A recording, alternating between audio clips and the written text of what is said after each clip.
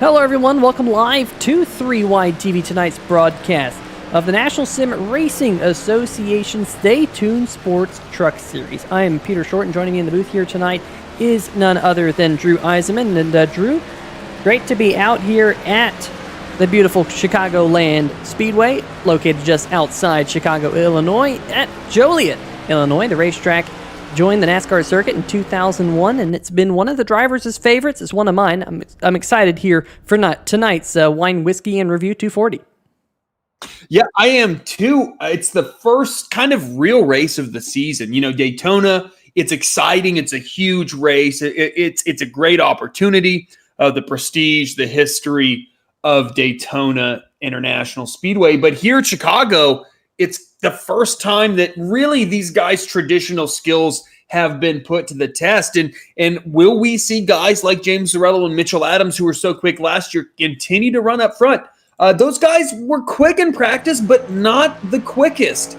JT Poole and Bill Edwards were our top two. JT, we saw flashes of brilliance last year, though struggled with consistency. Bill Edwards, one of those guys that really excelled here at these 1.5-mile intermediate tracks, so not too surprising there. But Peter, another thing to keep an eye on tonight is this multi-groove racing that iRacing has implemented here on these intermediate style ovals, and Chicago is one of those tracks, and I'm expecting to see a ton of side-by-side racing, multi-grooves, different approaches to the corner. I think it's going to be a good one. Yeah, I think so as well. Definitely going to be interesting to see how this racetrack races here tonight. Heard from a couple of drivers that it's going to be a lot of drivers kind of running the middle groove. You see Garrett Gleason running that groove right there. Matt Cherry, who was the pole sitter last week at Daytona for the Stay Tuned Sports Podcast 300. He's trying to go back-to-back here and pick up the Craig Setup Shop Pole Award for week number 2 in a row. But as I say that, new provisional pole sitter, the number 1 machine of Jason Gracias. Now, he's running all the way down there on the white line there, Drew, but currently he's got over a 1/10 of a second on the field. It'd be interesting to see if these guys, kind of like at super speedways, are able to gain some time on that second lap when they carry a little bit more speed. As now Matt Cherry, Mitchell Adams jump to 1-2. Ben Izinga now quickly jumping to the front of the field. Now Jason Freeman, these times are just tumbling here, Peter, as that number 20 truck, which again we saw a ton of speed out of last year, up there as well. Now Jamar Dumas in P4. Now Jason Freeman, Ben Izinga, Jason Gracias, our top 5 with James Zarello, our pole sitter currently. I was watching his lap, a good clean run for that number 9 truck, and that is no surprise, a different look, but the same pace that we saw all of last year. Yeah, that number 9 machine of Lorello trying to unload off the truck here and pick up the Craig's Setup Shop Pole Position Award here tonight. He comes down onto pit road, a little bit hot there. Probably gonna try that a little bit differently if we get some green flag pit stops here. This race last season went caution-free. One of the few races to go caution-free last season here. But we won't have that here tonight because, of course, we do have the 1 stage break, which will come at the 1/3 race distance, and that will happen around lap number 53 here tonight, Drew. We see the number 99 of Philip Scott there turning his way out there onto the racetrack. Who else we got out there right now? Stan Hausman in the number 39, the Brookstone Animal Hospital F-150. He's coming out of turn number 4 to complete his second lap. We'll see where he jumps up on the board. He's currently being scored in 25th. Lap number 2 for Stan moves him up to 19th. Justin White in the number 2 machine. He just turned the 23rd spot, 23rd position lap. Jeff Price, number 14. Let's go on board here with the number 14 of Jeff Price as he shoots down the backstretch into turn number 3. And you can see, Drew, that backstretch, it really is just a constant corner, a constant radius back there. And you got a wide sweeping entry into turn number 3. Down to the apron goes Jeff. We'll see where he puts his number 14 mobile. 7th on the board here with about a minute left here in the Craig Setup Shop Pole Shootout. Yeah, another one of those guys that was pretty quick in practice, solidly in the top 10 was Jeff Price. We saw him have quite a bit of pace last season on these 1.5s. Really not a ton of surprises thus far in qualifying, though it is still going on as we have about 40 seconds, maybe just under right now, left in qualifying. but James Morello, Jason Freeman, JT Poole, David Harvey, a guy that I expected a ton of pace out of when he made his few starts last season. Didn't always live up to that, but showing quite a bit of pace here tonight as being in the top 5 both in practice and in qualifying as it stands right now. And then Philip Scott, a really good run in that 99 truck, because now we're looking at Steven Doziak Jr. How will he fare in that number 55 truck? I believe he just came in at around 22nd position, a solid run. And what we've seen here, Peter, in this truck series historically is qualifying is important, especially at these type of tracks where passing can be difficult, but it isn't everything. Yeah, that is for sure. Definitely, we're going to see a lot of trucks out there passing here tonight. Well, folks, let's see if we can quickly bring up those qualifying results, because right there it's James Morello, Jason Freeman who will go and lead the race here tonight. But look at those times, Drew. Just about a 1/10 of a second separating from first all the way back to 18th. Yeah, really close times between first and second, just 0.04 or 0.01 seconds, that is, and just really close. I mean, the top 10, more than top 10, separated by less than a 1/10 of a second. Incredibly close, and that gives me a great hope of an outstanding race with a ton of drivers really close as far as pace is concerned. So, folks, we're going to have a little bit of a warm-up session here, and you can see the green flag has been flown on that. But let's see if we can dial up your pole sitter here tonight, picking up the Craig Setup Shop pole award, the number 9 machine of James Morello. Don't think he's out there on the racetrack just yet. Let's see if we can get him up here into the booth, because we have an important question to ask James Morello. James, congratulations on picking up the Craig Setup Shop pole position here tonight. Good luck for you in that number 9 machine. Guys? Well, I'll tell you what, great lap time. How's that truck driving here tonight? Feels pretty good. A little loose early on. Gonna have to manage it in the draft. Get real tight if you burn up the right front. So I think it should be a fun race with this full field. Yeah, definitely is going to be an interesting one with the full field. And speaking of the full field, there is the Buttkicker Challenge. And James, of course, picking up the pole award here tonight. You have the opportunity to start tail end of the field and try and kick the field's butt here tonight. Are we going to see you attempt the Buttkicker Challenge here tonight? What do you guys think? Can we put it up in the chat, in the broadcast? What do people think? Yeah, well, we can just chill out here for a little bit. How many people in the chat want to see the number 9 machine of James Morello go for the Buttkicker Challenge? We should just leave it open to the chat every week, I think. No matter what whatever the track is, everyone in the chat should get ready. Steven Doziak jumping in saying, drop back, James. Of course, Doziak's in the race with you, James, so he might have his own interests in that one. Stay Tuned Sports saying, let's go for it. They're on the hood of that number 9 machine. You got the sponsor talking there, James. I don't think you have an option anymore. No. All right, I'm going to go for it. Let's do it. All right, well, money on the line, trying to pick up some extra cash in your back pocket, James. It's going to be a lot of fun to see you start from the back here tonight at Chicagoland. And remember, you do have that one stage caution here tonight to help you out. We won't see a caution-free race like we did last season. Best of luck here tonight. Thanks, guys. See you later. All right, that's the number 9 machine of James Morello. We'll make sure he gets back to his crew here before starting here tonight. Definitely going to be fun to see some driver attempting the Buttkicker Challenge for the first time this season. Yeah, I mean, when the sponsor speaks, you got to listen, right? And I think that was the final call for Lorello was, when Boss Man says, I think you should do the Buttkicker Challenge.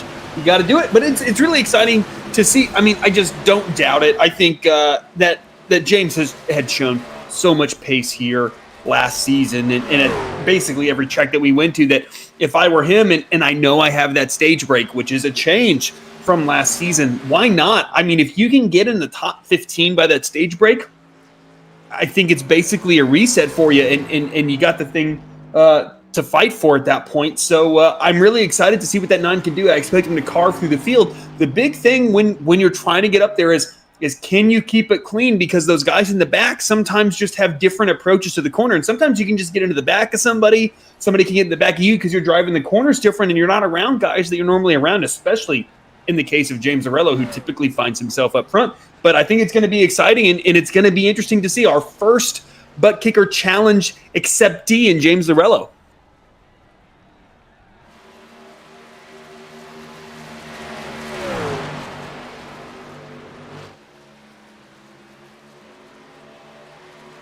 You there, Pete? I am here. I was muted. I had to cough. I don't think anyone in the chat wanted to hear my cough. I had to mute my mic there briefly and then forgot to unmute it. Man, just rookie mistakes here tonight. But we got 0 seconds left, so we're moving over into the Whine Whiskey and Review 240 here on the channel. Thanks for everyone joining in the chat here tonight. Make sure to hit that thumbs up button because we're going to see an awesome race here at Chicagoland Speedway. Well, as we move over into the race session, we mentioned James Zarello. He picked up the pole award. He's going to be dropping to the back of the field. Now, that's going to be a fun one to see him slice his way up through the field. We'll see how that all works out. Let's see if we can bring up the Craig Setup Shop Pole Award. That does go to that number 9 machine. You see him right there. He will be, however, dropping to the tail end of the field. We'll see whether or not we get an extra pace lap or not for that one. But let's bring up the grid for all of you folks back at home. You should be seeing that right there on your screen there for the Stay Tuned Sports Truck Series Whine Whiskey and Review 240 there. Drew, why don't you take it away? Yeah, well, James Zarello is our pole sitter, but he certainly will not be starting from that position as he accepted the Buttkicker Challenge. Jason Freeman starting to the outside of that front row. JT Poole qualified in third, will be starting P1. Dave Harvey qualified fourth. Philip Scott in fifth. Ben Izenga in that 07 truck. I think we're going to see a lot of pace out of him tonight in sixth position. Jeff Price in that number 14, our Las Vegas winner from last season. We'll see if he can repeat that success here tonight. Jamar Dumas, who has been such a good qualifier, but has yet to really realize that pace during the race. We'll see what that 28 truck can do. Jason Gracias, last week's winner, our only winner thus far of the 2021 B season, so to speak, in that number 1 truck. He rolls off P9, and TJ Buck in that really cool looking 84 machine will roll off in P10. Yeah, then back behind them, you got Mitchell Adams, Bill Edwards, Nathan Maurer, Tristan Maher, Ben Adams, Paul Bilson rounding out your top 18 on row number 9. Robert Dudley, Monty Glover Jr. on row number 10. Back behind them, Stan Hausman, Stephen Doziak Jr., Ben Mashburn, Garrett Gleason rolling off on row number 12. Then looking a little bit further back, Doug Neal, Andrew Himmelman, Travis White, Justin White, a couple of Whites on row number 14. Colin Mullery, Peter Serto, Kyle Lewis, Evan Gilbert, Barry Knapp, Evan Burke, Tyler Dudley, Matt Vanderkoy in 36th position. And it looks like that will round out your field here tonight, Drew. Definitely going to be a fun one. We'll see these trucks up at the front of the field. Looks like the pace truck lights will go off. We're about to go racing. Goodbye, pace truck. Hello, green flag, because we are going racing, and JT Poole in the loud pedal dropping down below the apron here on the race start. Green flag as they head off into turn number 1. Yeah, JT Poole with a great initial start as he will clear that number 20 truck to his outside. And that's kind of one of those weird things that happens here, Peter. If you're on that outside truck and that leader drops to the end, you don't move up. The inside lane moves up, and that's what we saw right there as JT Poole was able to make that work. And now a full truck link between he and Jason Freeman. But one thing we saw from that 20 truck last season was pace on the long run. Is now we're looking at Philip Scott and a whole cluster of trucks here, potentially looking 3 wide going into turn 1. That is a risky proposition. I think Philip Scott, thinks better of that and makes that 3 wide 2 wide. As Ben Izenga and Dave Harvey racing side by side there. But Peter, this is what we were expecting, this side by side racing, multi-groove racing here at Chicagoland. Yeah, this is exactly what we wanted to see. The high line in full effect, the low line, the middle groove, just everyone all over the racetrack. Look at the number 38 machine, Matt Cherry. We know he's a hard charger. He's trying to get up to the front. But I'm hearing there's a couple of cars in the back of the field who have had a moment. The number 8 machine right there. And we are under caution flag for the first time here tonight. Let's see if we can dial up this 3-wide TV replay. And unfortunately, it is the SimShots number 8 machine.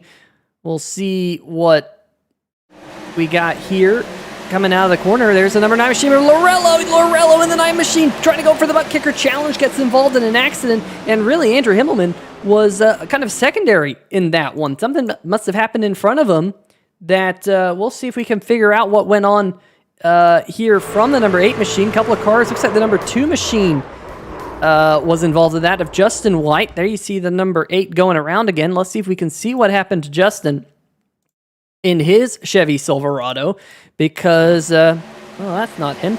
Let's see, where is the number 2 machine? There he is. Okay, coming out onto the back straight. Nope. He just blew up there, Drew. That's kind of an odd one. It looks like that thing fell out of gear, Peter. I don't know if that I know I've kind of been honestly having this problem lately as well. Where your shifter suddenly decides that it's no longer in 4th, it's in 2nd. And I wonder if that's what happened to him, because it looked like that thing just downshifted and boom, there goes that motor for that number 2. And here maybe is the cause of all of the checkups and stuff is that number 51 of Bilson. I think he caused, that's what happened to the 2. The 51 went through him and then blew that thing up there, Peter. I think that's what caused this whole kind of predicament. Yeah, I do agree with you. Definitely kind of a strange one and a real tough break for a couple of our drivers here in the early going. You see Bilson there smacking the wall and then just gets off that wall glue, is what we typically call it. And unfortunately, the number 2 machine was in the wrong place at the wrong time, and Justin White's night done just after it began. Caution flag number 1 here tonight at Chicagoland.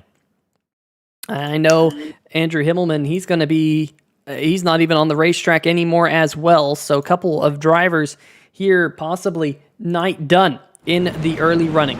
We're back live as the pace truck lights have turned off very quickly here as the first caution flag pretty much done here in the Whine Whiskey and Review 240. Big shout out to our sponsor here tonight, as well as all of our other series sponsors we got here. We didn't have a Brookstone Animal Hospital Lucky Dog Award winner just yet.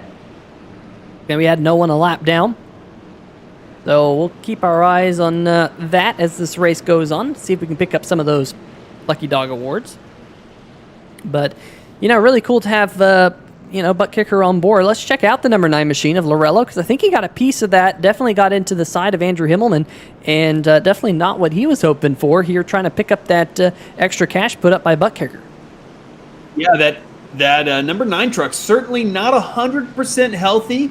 We will see if that right front damage really has any effect, as 2 similar looking trucks there in that number 11 and number 49 truck out there, as well as these guys are side by side really forming up, and we'll get going green as JT Poole leading the field to the green once that pace truck pulls off. And I think we extended that caution by a lap as the pace truck decided he didn't want to get off that racetrack. The pace truck, in fact, leads this lap, but the timing and scoring will reflect JT Poole leading that thing, but maybe a little bit of field reorganization going on as Paul Bilson was giving an end-of-line penalty because of being deemed the cause of that caution. So they typically sometimes just give these guys an extra lap to reorganize and get this field in the position that it needs to be. But Peter, an exciting first few laps, a lot of side-by-side racing, and I'm expecting the same once they get this thing going again. Yeah, I couldn't believe that we were 3 wide there so early on. Definitely speaks volumes of how exciting this racetrack is, especially since iRacing reconfigured it. They did that recently where they decided to revamp certain racetracks, this being one of them, to try and make it more multi-groove. We're definitely seeing that here tonight in the early running. Typically, this racetrack, you want it to be right down there. You want it to kind of bottom feed this racetrack, run right on that white line and really hug it. But what we've been seeing both in practice and here early in the race, that we're seeing some drivers drift up as the pace truck heads down pit road. The number 20 of Jason Freeman to the outside of your race leader, JT Poole. Again, JT dropping down below that white line, trying to get that jump. But look at Ben Izenga, the 07 machine. There might have been a little bit of contact there with the back of the Mason-Dixon cornhole number 20 machine there of Jason Freeman. Izenga going around the high side, trying to take away second. noticing a little bit of damage there on that number 20 truck. He's got some rear spoiler damage, some right front damage, some left front damage. I'm not quite sure where he picked all that up. But Ben Izinga looking mighty fast there on that number 07 truck as he closes right down on JT Poole. And that 20 truck certainly seems to be off pace right there, Peter. I certainly was not expecting that from Jason Freeman. I think that damage is pretty severely holding him up as he is just falling like a rock in 3 wide with the 14 and the 38 is the 20. And those guys get that sorted. I thought that the 14 was going to come out on the rough end of that, but they get that all sorted. As Ben Izinga challenging JT Poole for our race lead, as here we see that 07 ducking down low through 3 and 4. It's so hard to carry that momentum on that bottom lane through the exit of the corner as JT Poole continues to lead that lap. But I think 1 and 2 is where that low line will really prevail as Ben Izinga tucks that 07 truck underneath the 26 through 1 and 2. Is he going to be able to get that run off? This is what we were expecting here, Peter. This side-by-side racing, no line being superior than the other. And we're seeing that right now as Ben Izinga is displaying maybe perhaps some superior speed to that 26, but it's just going to be really hard to make that pass work.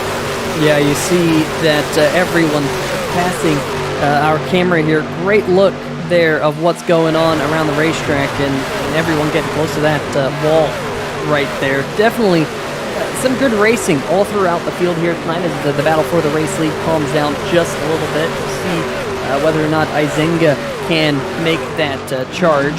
He's looking underneath him once again. Poole with maybe a little bit of a wiggle there on entry into turn number 3. Washes up the racetrack, and look who's running right behind them. That's the number 14 machine, Jeff Price. He went to victory lane last season in the Stay Tuned Sports Podcast Truck Series at Las Vegas. And Drew, this racetrack races quite a bit like that other mile and a half out in the desert.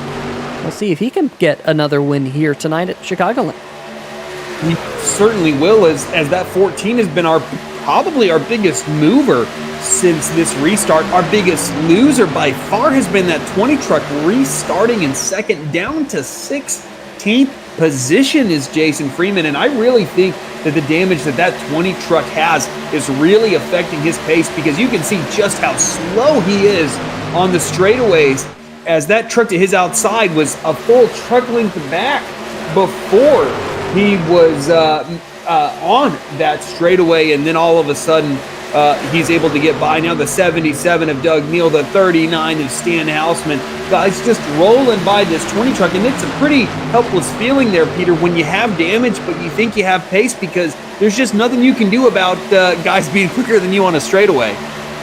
Yeah, I'm just going back to see if maybe, just maybe, we could figure out what happened to that number 20 machine. I'm not seeing anything that immediately jumps out kind of on my charts of accidents out there on the racetrack. So unfortunately, the number 20 machine here just not having a good night here in the early running. Meanwhile, back up at the front, it is still JT Poole, who's gotten to victory lane a couple of times here on 3 Wide TV.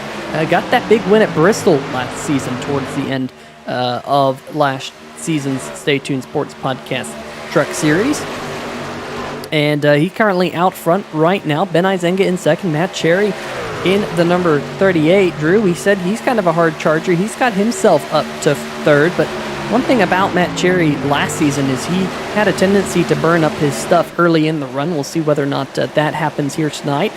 Fourth position right now, Jeff Price. Philip Scott qualified fifth. He's running in fifth. Chris Darling has picked up 6 positions from the start of the race in his MaxGrafix F-150. And Drew, this race last season could have been won by Chris Darling if it wasn't for some pit road mishaps. And a caution flag has come out here again. Trying to figure out what this caution flag is for here, folks. But we're under caution flag for the second time here tonight. And it might be the number 24 machine. Let's see if we can figure out if something did indeed happen to the betangles.com F-150. No, not seeing anything out of him. Sometimes you just got to figure it out. Ooh, we found it, folks. Number 10, Monty Glover Jr., Stan Houseman in the number 39 machine. Contact up into the wall, and ouch. That's some pretty hefty contact there, Drew. Yeah, that number 10 truck is going to struggle to be able to finish the rest of this race. He's going to have quite a bit of required damage to get fixed will Monty Glover. And yeah, I think he just didn't know that 39 truck was to his outside. And I mean, ultimately, he's the one that pays the price. I think Stan Hausman's going to have a bit of damage there as well. But the guy on the short end of that stick was, quite frankly, the guy who just kind of made the misjudgment. A little bit of instant karma there for that 10 truck. But it's never fun when you just kind of make an honest mistake like that and your night is just about done. Like I believe Monty Glover's really good-looking number 10 truck is about to be. But I think that it's a hard hit there, Peter. When a guy gets into not a guy gets into your left or your right rear rather with their left front, but when you just kind of go up on somebody like that on corner exit, that's a very fast part of the track, and it's going to be a pretty hard hit as the number 26 of JT Poole looks like the vast majority of the field, in fact, pitting right here. And this is another one of those opportunities fairly early here on lap 16, but not terribly surprising. I was expecting the likes of Jason Freeman to pit right here and try to get as much damage fixed as possible. James Zorello had a little bit of damage there as well. I think Ben Izinga is having an extended stay on pit road. No, never mind. That is not Ben Izinga. I believe that's Dave Harvey and the number 00 truck. Fairly similar looking schemes there. Ben Izinga is, in fact, our race leader right now. So my apologies to the Ben Izinga fans out there. That looks like a speeding penalty for the number 99 of Philip Scott. Am I correct in assuming that there, Peter? Yep, speeding ticket for the number 99 machine right there. Philip Scott is going to have to drop to the tail end of the line, and he was up there running inside the top 5, Drew, so that is going to be a big penalty for that Chevrolet Silverado. Now he's going to have to he's basically put himself into his own butt kicker challenge, but he's not going to be going for the money because he's going to have to drop to the tail end of the field in his machine. Tough break for him. Meanwhile, we had a couple of drivers not take tires. Not come down pit road, not take tires, not do any of that stuff. Your front two, Ben Izinga, Bill Edwards, both of those drivers not coming on to pit road. It looks like Bill Edwards in the number 50 machine, and we'll see if we can bring up the pit strategy graphic. You can see Edwards has already come down pit road a couple times. He did so under that first caution flag that we had as we're working caution flag number 2. But Ben Izinga, the only driver pretty much in the entire field who has not pitted here tonight. And then you see pretty much from JT Poole on back, they literally just came on pit road a lap or two ago. So that's something we are going to keep our eyes on. Just checking here, Drew, on whether or not those drivers on pit road did take tires. It looks like most of them did take tires, so Izinga on the older rubber, he might be sliding back like a stone here pretty quickly.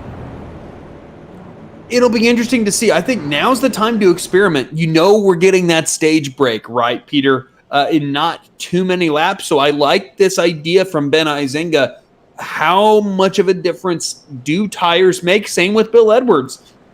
He isn't on quite as old as tires, though I quite frankly don't think it's going to make much of a difference as they are substantially different to everyone else in the field.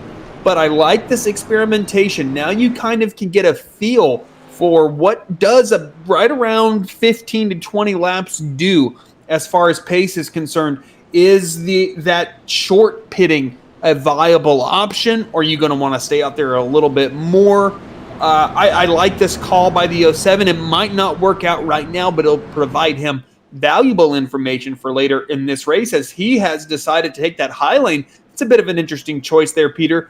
Sometimes that can be a big advantage, especially if that guy on the inside isn't running VR or triples. It can be really challenging to see out of the right side of these trucks because of the driver positioning on these restarts. You can't really get a read on that leader. Yeah, that is absolutely true. I've as a driver who's raced on a single screen for a lot of time, and now I've raced on triple monitors for quite some time, it is near on impossible. Even if you are running triples, watching the car next to you waiting for them to hit the lap pedal. It's just something you can't really anticipate. You really have to have good reactions, and we ride on board here with the third truck in line on the high line. That's Chris Darling, and you can see did not get a good restart on that number 11 machine, as Ben Izenga going to lead us off into turn number 1. He, on the other hand, got a great jump. But look at this side-by-side battle. That's JT Poole trying to pick up where he left off just a little while ago. Just got fresh tires on his machine. Just whipping around Bill Edwards. Here comes Matt Cherry trying to get around the number 50 machine as well. I'll tell you, Drew, those older tires on the 07 of Izenga, as well as the number 50 of Bill Edwards, they could be falling back here in a hurry. Yeah, that 26 sure rolled through 3 and 4 at a much quicker pace than that 07 or that number 50, and he is going to take that number 26 to the high lane. Oh, he's going to be checked up by the 07, maybe a little bit of contact through 1 and 2. That's going to really allow Matt Cherry to close in on these guys.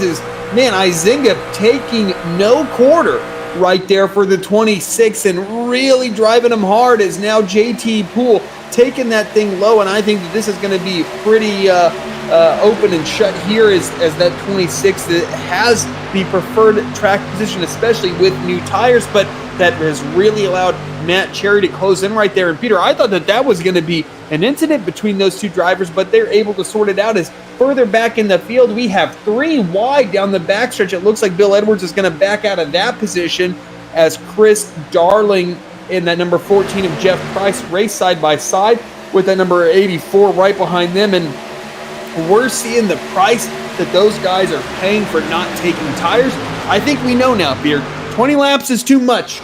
It's just, and in the case of Bill Edwards, not even 20 laps, about 15 laps for that 50 truck. Tires tonight are going to be at a premium with an unlimited set, unlike in the C-Class series that these guys race in. I think you're going to want to take tires if you have more than 5 or 6 laps here based on the difference in pace that we're seeing right now. Yeah, I would tend to agree with you. We're looking a little bit further back in the pack, right around Jamar Dumas. You can see that he has caught the number 50 of Bill Edwards. Edwards going to slide outside of the top 10 here.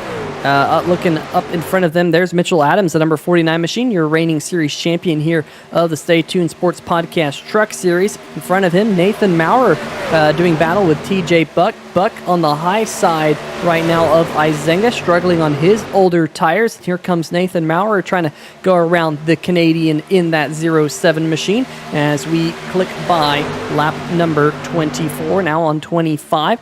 Let's go a little bit further back in the pack. Check in on one of the drivers who's trying to climb his way back through the field, side by side with Evan Burke. That's Philip Scott right there. He's definitely got a lot of pace in that number 99 machine. There's the number 5 of Ben Adams in front of him, including the driver going for that Buttkicker challenge. That is, of course, James Lorello. Lorello right now running in the 18th spot, trying to track down the back of Bill Edwards, who's the next car in front of him, continuing to slide back through the field. But in front of him, Peter Serto running inside the top 20 in 16th. Doug Neal in front of him, the bright yellow Simbox machine there, 15th. And in front of him, he's got a great battle. We've seen a lot of good runs recently, Drew, out of Travis White in that number 23 Simbox machine here, just outside the top 10, trying to get around Izenga, who's continuing to slide back, much like his teammate there, the 50 of Bill Edwards. Those tires are certainly not working on that 07 any better than they are on that 50 Bill Edwards. But yeah, Travis White in that silver number 23 truck is having another good run here tonight. But I'm really looking at James Lorello, and we talked about that if he can get up into that top 15, I think he'll call this a success. And that's in spite of his damage that is still visible on that right front. It looks like that right front is cambered pretty severely, in fact, on that number 9 truck. Now, iRacing's visual damage and the actual damage that vehicle has are not always reflective of each other, as now that number 9, right there, that silver, black, and green scheme, there you go, taking it to the inside of that number 32 is going to be pinched right there by the 07 of Izenga, who is just struggling on those old tires, as that will put James Arello, I believe, inside of our top 15 right here. And another thing that I wanted to kind of comment on here, Peter, looking at this field, is how good this thing looks and how awesome the custom number option is that Trading Paints and iRacing have kind of collaborated on, as that was pretty close on corner exit between Doug Neal and James Lorello. And just looking through these schemes, I was just thinking to myself how great this field looks tonight, and why they look so great is just that custom number option. That was something that I think iRacing struggled with for a really long time, is the realistic number fonts that iRacing, or rather unrealistic number fonts that iRacing gives its users, and the ability to create your own number and to kind of make the scheme your own.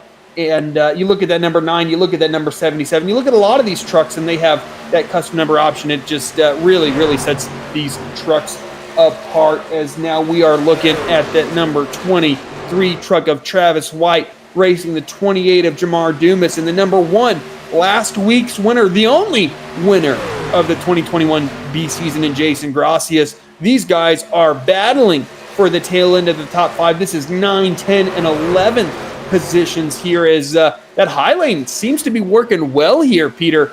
As we get further on in this run, it seems like that high lane really developing. Yeah, and that's kind of what I expected to see here tonight, was that high line come in, especially longer in a run. You know, we had that first caution flag that came out pretty early. We had the second caution flag that came out not all too long after it. But as these laps continue to click on by, I expect to see that high line really start to develop and see more and more drivers use it. Looks like Jason Gracias trying to get around Jamar Dumas here.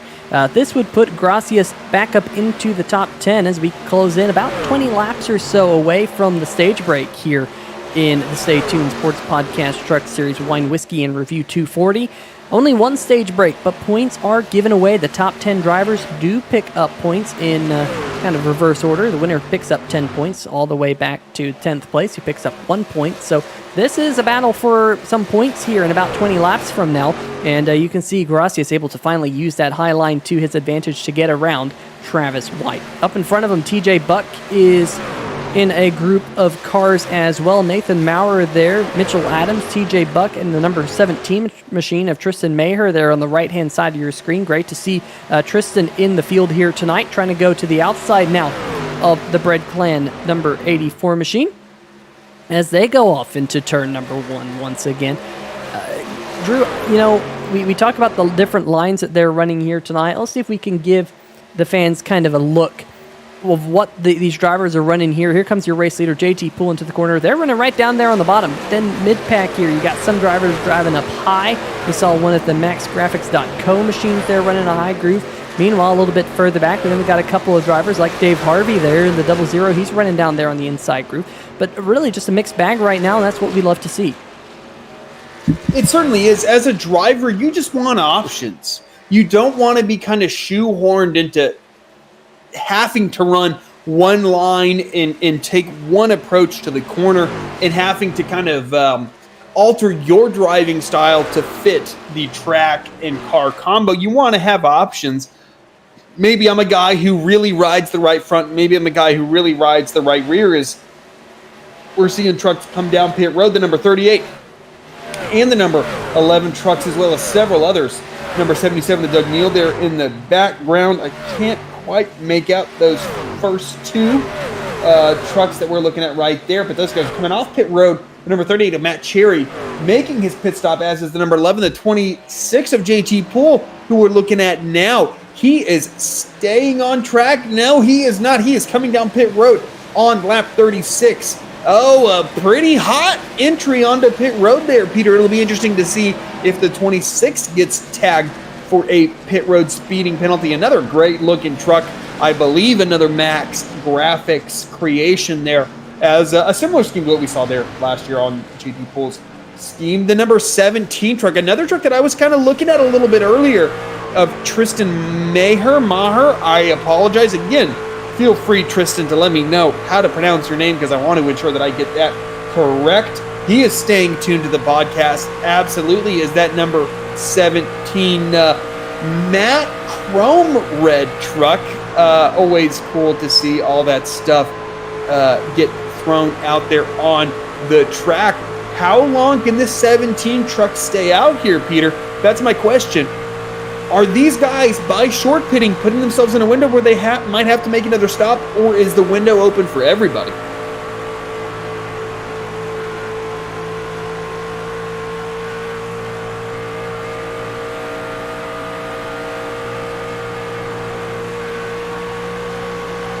Got a copy there, Pete? Yeah, I'll tell you what. I just need to stop coughing. That would solve my problem, wouldn't it? But, you know, when we got these cars right now, you can pull up their pit strategy. You can see it down there in the bottom right-hand corner of the screen when we remove the Tristan Mayer graphic. You know, about 22 laps right now for Tristan Mayer out there. Some of the other cars a little bit further back that just came down and pitted, like JT Poole. There's JT just now sneaking into the graphic right down there in 10th. He was only out there for 20 laps, Drew. I mean, that is not a long time, all things considered, to be out there on tires. But right now, Tristan Mayer, Jason Gracias, the number 99, Philip Scott, Matt Vander Kooi, David Harvey, all of those drivers, I think they're probably going to try and stretch this run in case we have a caution flag, because right now, JT Poole's a lap down, Drew. He's not on the lead lap. He's pretty much a full lap behind Tristan Mayer right now. So we'll see whether or not maybe some of those drivers still out there get a lucky caution or not. But for right now, JT Poole turned in some of the fastest laps on the racetrack in his machine, trying to pick up where he left off. And you know, whenever I've raced in certain leagues, there are some guys that you always look to for strategy calls. Chuck Sweeting in 3 Wide Racing comes to mind, as does Matt Gruenberg. I know you've raced with a ton of these guys, Peter. Is there a driver out there, perhaps a David Harvey, a guy who has a lot of experience? Are there drivers out here tonight that you look at that usually get the strategy right? And if so, what are those strategies that they're working on right now?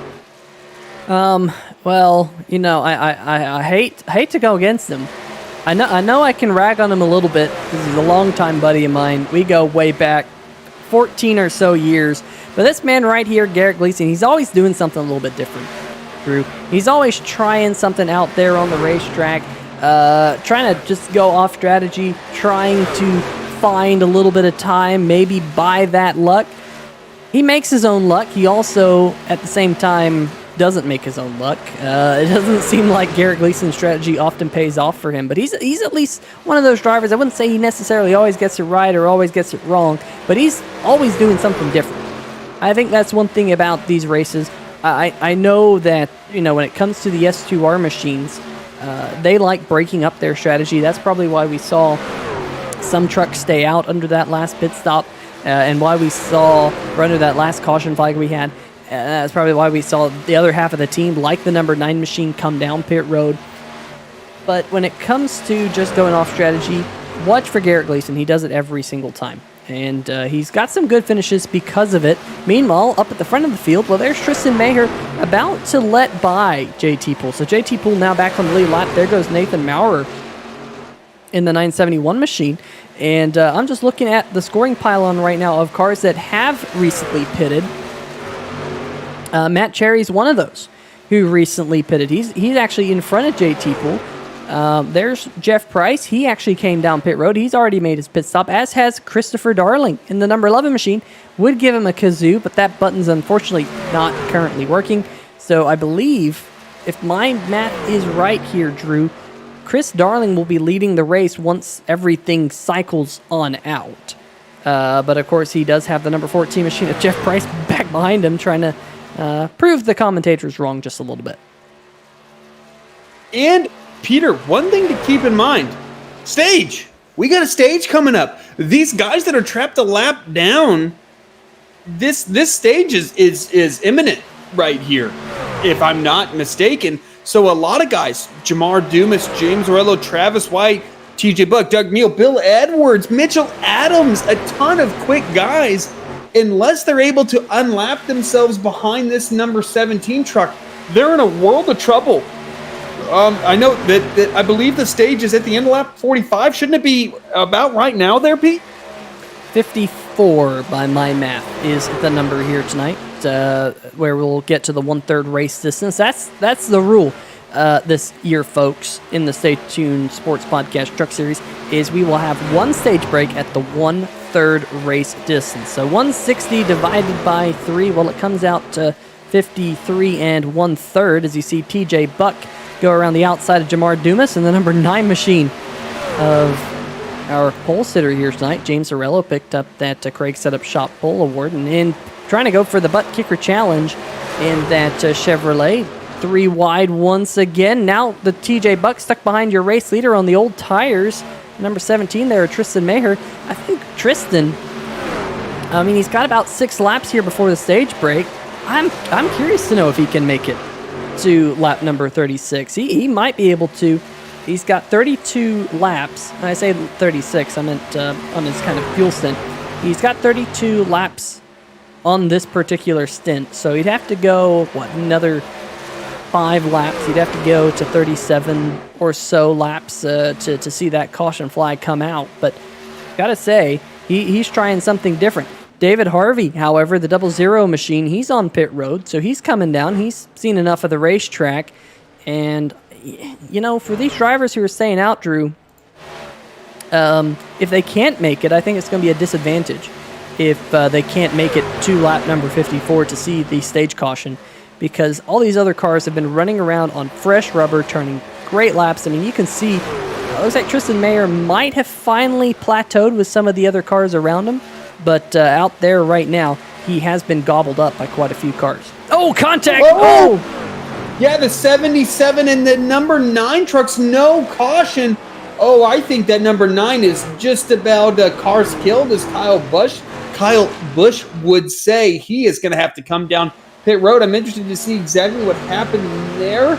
I think the number 77 just didn't give that 9 enough room, and right there, that's the big hit for that number 9 truck. And yeah, that's what absolutely cars killed that number 9, is that second hit. And now we have a full caution here, Peter, and that is not our stage break. I don't believe this is the cause of the caution, but we're getting a replay right here of exactly what happened. There you go. That second hit to the wall is what caused it. But Peter, was that the cause of the caution, or was it something else? I'm trying to figure out what might have happened out there on the racetrack. This might actually be the stage caution. I'm just trying to see if there was something going on out on the racetrack when this caution flag came out. We did, I think, have maybe a car run out of fuel out there. Let me see if maybe that's what happened here, Drew. Maybe that's what brought out the caution. Oh, no, it was this. This is what brought out the caution. Doug Neal again getting into contact with the number 1 of Jason Gracias, and we rode on board there with Monty Glover. So Doug Neal there involved in 2 incidents in a lap, and unfortunately the Simbox machine, his race goes no further. Yeah, Peter, I was looking, I tried to piddle with my graphics I earlier, and I managed to render only about 15 cars at a time during this session, which is unfortunate. I tried to make that to where I could see all the cars on track at a given time, and it actually did the opposite. But yeah, the number 77 truck, an unfortunate lap for him. Always have a soft place in my heart for those double digits out there, especially that number 77 truck. Yeah, just a rough lap. Monty Glover and that number 77 just kind of got together there on corner entry into turn 1, and kind of had a bad result for everybody involved. But I believe this will count as our stage break. When you were saying that you thought it was, I was like, I don't see a caution being waived. I do see that number 77 truck disconnecting. But we talked about that 17. This is a gift to him. He's going to have fresh tires, and I don't think that anybody else, well, I know that nobody else in front of him pitted, as now we look at that number 7 truck of Garrett Gleason. Is that our Brookstone Animal Hospital? Rather, got to get that last noun in there. Lucky Dog Award winner there, Peter? I don't know. I was trying to see. I know we had to have had one. I know we definitely did. I don't know who it would have been. I'm just looking up and down the scoring pile, and we had so many cars trapped a lap down, and of course with that caution flag kind of coming out at an awkward time, we couldn't quite capture who was a lap down. So someone, I know it, someone's picking up the Brookstone Animal Hospital Lucky Dog Award, and that person is a very, very lucky dog to get back on the lead lap, but unfortunately not exactly sure who it might have been. Tristan Maher in the 17 is by himself, but he was, of course, the leader. Bunch of cars coming down pit road right now, led by the 14 of Jeff Price, but they are, maybe pit road finally opened. It seemed a bit late there, Drew, bit strange. Indeed. That 17 pitted, and I just assumed pit road was open. I don't think he got a penalty. I'm a little confused as to why these guys are pitting. This is the problem, folks, with joining as a spectator when you're broadcasting these things, as you're not necessarily privy to the information that these drivers are getting as to when pit road opens. Just kind of what's going on in the race. And when you're a driver, you get all those things, but it sure looks like that 17 isn't running up to the front there, Peter. So maybe that 17 had to pit a little early because he was running out of fuel. Yeah, that is definitely possible. In fact, there you see the number 55 of Steven Doziak drive on by him. So surely that number 17 is going to have to drop to the back here, and it looks like that is the case. We got more drivers coming down pit road right here with the number 48 of Robert Dudley coming down. Jason Gracias, he's coming down. He's one lap down. Your race winner last week in the Stay Tuned Sports Podcast 300 at Daytona. There's Ben Mashburn. He's stuck a lap down. So a good portion of the field here stuck a lap down due to this caution kind of coming out at an inopportune time. We will bring up that scoring pylon here in just a little bit. We'll check the pace truck, and the lights have turned off. So this has really been a jumbled caution. You don't see these all too often here in iRacing, where everything just kind of seems to happen at an inopportune time for the drivers. But it's Steven Doziak, the number 55 machine, who leads here tonight at Chicagoland. Haven't seen much of the Dunn Raceway Park number 55 Chevrolet Silverado up at the front of the field, but we'll see what that number 55 machine, he goes by Doze, got Master Millwright on the rear spoiler as well. Interesting looking race machine, as his Chevy Silverado going to lead us back to green. Chris Darling in the Ford F-150 to his outside, the MaxGrafix.co machine. Andrew Himmelman in the chat. He's out of the race car. Stay Tuned Sports in the chat. Logan Skelton, Tana Himmelman, Jason Bean. Hopefully you guys are enjoying tonight's action as the green flag waves once again, Drew. Yeah, great restart there by the number 55 truck. Not so much for that number 11, though. I am expecting that number 11 of Chris Darling to get up there shortly. But I believe that number 14 truck really rolling that bottom well is now James Thorello, our pole sitter. I don't think it's the fault necessarily of choosing to take that challenge of starting at the back, as the number 15 truck real slow there. As so is the 55 there through 3 and 4, a little bit of a stack up that allows Chris Darling to get up there. Ben Izinga and that number 07 truck, a good recovery from his early strategy calls that did not work out. And all of a sudden, quite a shuffle there. Is our leader now maybe falling outside of our top 5 by the time we get into turn 3. Now Chris Darling, our leader, Ben Izinga, Nathan Maurer, and that number 23 truck 3 wide through 3 and 4. This is not a track that you want to go 3 wide at. That number 55 of Steven Doziak is continuing to fall, and we've seen all night, Peter, that tires are at a premium, especially on these restarts, and you want to be the guy on fresh tires. Yeah, that is for sure. And now 3 wide once again. Doziak again stuck on the inside. There's the 49 machine, your reigning series champion of Mitchell Adams, running in the 8th position right now. JT Poole, early race leader in the number 26 Ford F-150. He's now slid back to 9th. So things continuing to shuffle. But look who's out front here. Drew Chris Darling, who was very, very fast in this race last season, got into an issue all on his own accord. He got speeding on pit road, ruined his entire race here. Hopefully we don't see that again out of Chris. But what about the Simbox machines right now? Nathan Maurer on the outside, Travis White on the inside. We were singing his praises a little while ago. And currently that number 23 of Travis White is your biggest mover of the race. Is Nathan Maurer there going way up to the top side through the tri-oval. 23, if you're wondering back home, has gained 25 positions from where he started at the beginning of the Whine Whiskey and Review 240. Big shout out to our sponsor here tonight, and of course all the other sponsors in the description to tonight's video, so make sure you check them out as well. Here comes Ben Izenga trying to get that second position. Now Nathan Maurer, he was on the top side last time by. Now he's all the way on the bottom side. 3 wide for second. 3 wide for second indeed. Here comes both the 23 and the 971 truck ganging up on the number 07 of Ben Izenga. And man, this is a leader's favorite picture, is those guys racing side by side by side. Behind him is, man, there's that number 9 truck. Again, cars killed. Number 9, unfortunately, of James Lorello. But Travis White doing a really good job here, Peter. I think this is as strong of a showing as we have seen from Travis in that number 23 truck. And his teammate, that number 971 and Nathan Maurer, behind him has been Izenga slipping a little bit. TJ Buck, another one of those drivers in that number 84 color chrome. Number 84 Red Clan, I believe. I'm not quite sure what that is, but feel free to look that up yourselves, folks back home.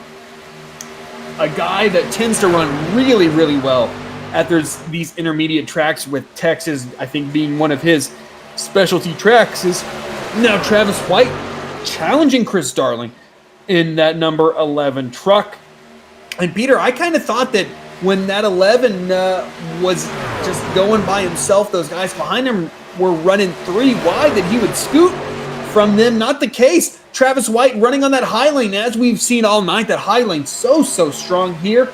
And I would be surprised if Travis White is not able to grab that race lead out of turn 2 if he can stay to his outside through 1 and 2 right here, Pete. Yeah, but here comes Nathan Maurer. Remember, those 2 Simbox teammates, they bullied the 07 of Ben Izenga. They were 3 wide with him. Maybe they can bully the number 11 machine of Chris Darling here. Maurer drops to the inside. Still Travis White holding the outside line through turn number 3 and 4. Looks like they're going to drop back to a single file. Travis White now going to drop down below the apron, trying to get to the inside of Chris Darling. It's worked out for him. Here we go, side by side for the race lead. Now rolls a reverse. The 11 on the high line, the 23 on the low line. At 11, really working that high lane, and it's not that it's unexpected. It's just not traditionally Chicagoland. Number 1, this is not a track that is particularly popular in iRacing. It's certainly not one of my least favorite 1.5s. Hello, Kansas Motor Speedway. I'm talking to you. But it is not a track that is typically frequented by a lot of leagues that are primarily oval.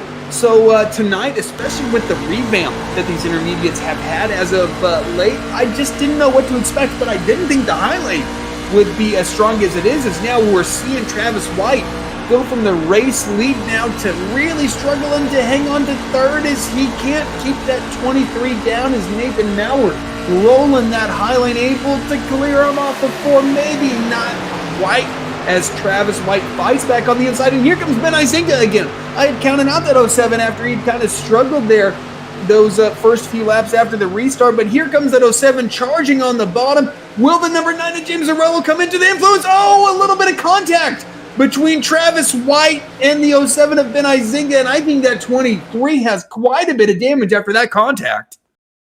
Yeah, let's go back and see that. The number 9 machine of James Arello was trying to stay high, but when you are that much off the pace, things can happen really fast. You see Maurer comes down, and man, there was just a contact between the 07. I don't know, Drew, from the other angle, it looked like Lorello had a pretty big effect on that, but from that angle, it didn't seem like a whole lot. Let's see if we can maybe go up to the blimp cam and figure out what went down here. Let's put it in the 3-wide TV slow motion, and yeah, that's one of those things. The 23 was kind of right there in the middle of the racetrack, and just 2 trucks coming together. I don't know if that's more than just a racing deal or not, but unfortunately for the 23 of Travis White, we've been singing his praises, now being scored in the 14th position, a whole heap of damage on his race truck as well.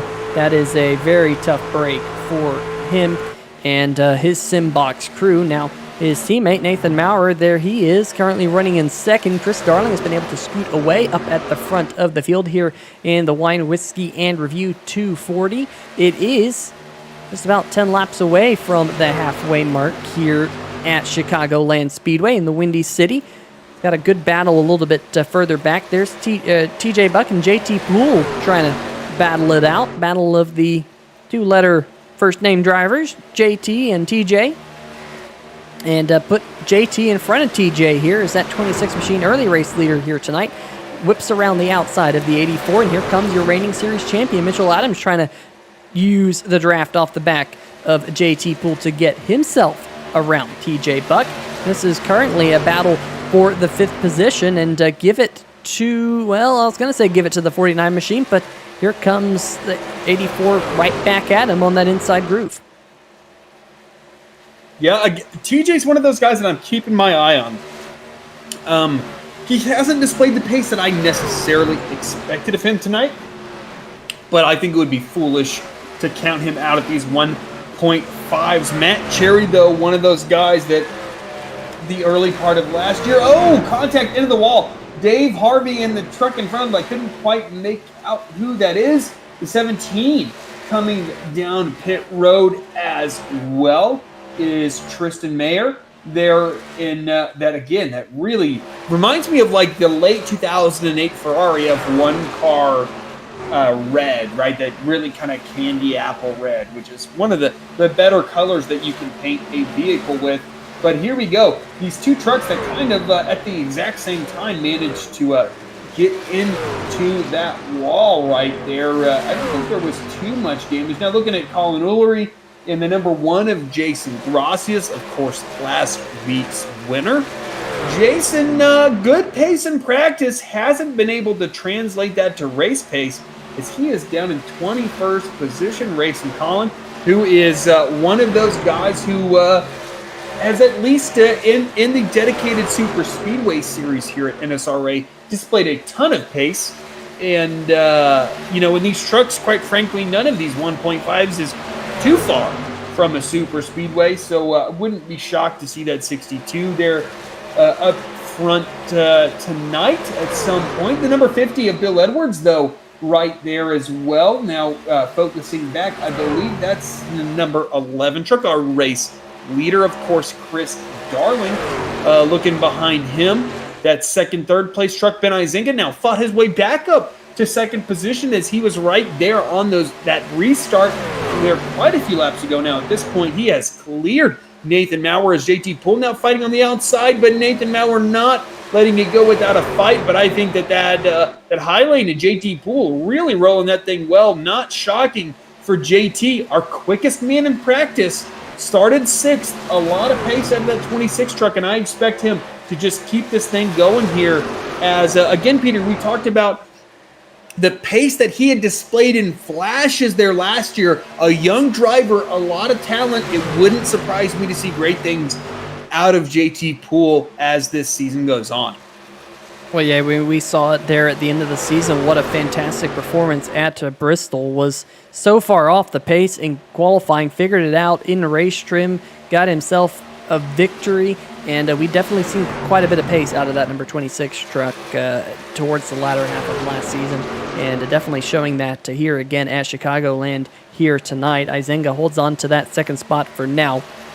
Big question is going to be whether or not they can run down your race leader. In fact, we'll see if we can kind of take a peek at that, kind of show the delta to the next car in front of them. And there you can see it. That is kind of staying stationary between Izenga there and Chris Darling up at the front of the field. maybe just closing in just a little bit. You can see that yellow bar just getting a little bit shorter. We'll see how this lap affects it. And again, just a little bit closer to the back of that number 11 machine. So is Chris Darling being caught? There's your answer. Yes, but just a little bit here, as Darling's still holding on to a 1 second race lead. Meanwhile, back behind him, Nathan Maurer sliding back into the clutches of the number 49 Mobile of Mitchell Adams, your reigning series champion. Matt Cherry falling off the back of the number 49 just a little bit. We got another battle back here between TJ Buck and Jeff Price. Price going to drop to the inside in the number 14 BCF machine. Try and take away that position. That is the 7th place battle. And right there is the number 5 machine. That is driven by Ben Adams. This is, of course, the 3-truck battle for the 7th position right now. You see the number 24 machine right back behind him. That's Ben Mashburn. He's currently in the position to pick up the Brookstone Animal Hospital Lucky Dog Award if the caution flag was to come out right now. The BetAngles.com F-150, one of the other series sponsors this year in the Stay Tuned Sports Podcast Truck Series. Make sure you check them out. Link into the description here tonight on the video. Very cool to have them on board. And I know, Drew, we talked about that truck quite a bit at Daytona and saying it was a very well integrated paint scheme. Well, we'll see whether or not Mashburn can get himself back on the lead lap, currently being scored, like I said, down in the 18th spot. Go ahead. I mean, as you mentioned, he would be our Brookstone Animal Lucky Dog Award winner if the caution were to come out here. Now, just about at halfway, we are now on lap 80. Is Ben Mashburn, at least. Of course, we are on lap 81 as that truck is a lap down. So just at the halfway point here, Peter, and I know it doesn't seem like it, but there's still a lot to play for here. One recent development, unfortunately, the number 20 truck of Jason Freeman had a throughput. Of course, folks, what a throughput is when iRacing deems your internet too low of quality of a connection to continue, and it just basically kicks you out of the session and you have to rejoin. That number 20 truck now, as we stand, is 12 laps down. One of the lower running trucks still on the track. James Arello, the only truck running lower, as our pole sitter, has not enjoyed the night that he would want.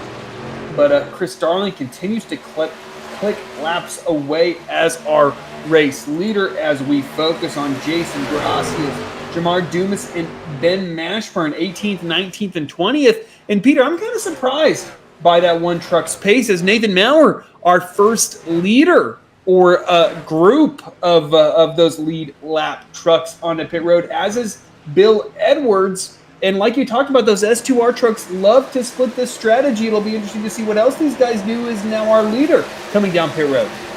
Yeah, Chris Darling trying to not do what he did last season and throw away the race here, getting down pit road. Colin Ullery in the number 62 Simshots Chevrolet also joining him here, coming to their pit crew. Chris Darling, is he going to get into his pit box? Yes, he does. Good job there, Chris. Kazoos all around for you.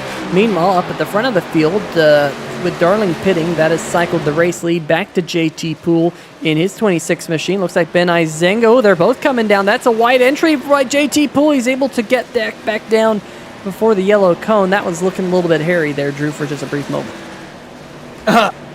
So I definitely talk to myself a lot while I'm watching these races and why my microphone's not keyed. And I was literally saying out loud to myself, there's no way that 26 makes it down to pit road speed. And he did it. He nailed it. That's, quite frankly, folks, what you got to do. You need to, like, as far as gaining an advantage in what can really amount to a lot of time, is pushing as hard as you can on pit entry without speeding.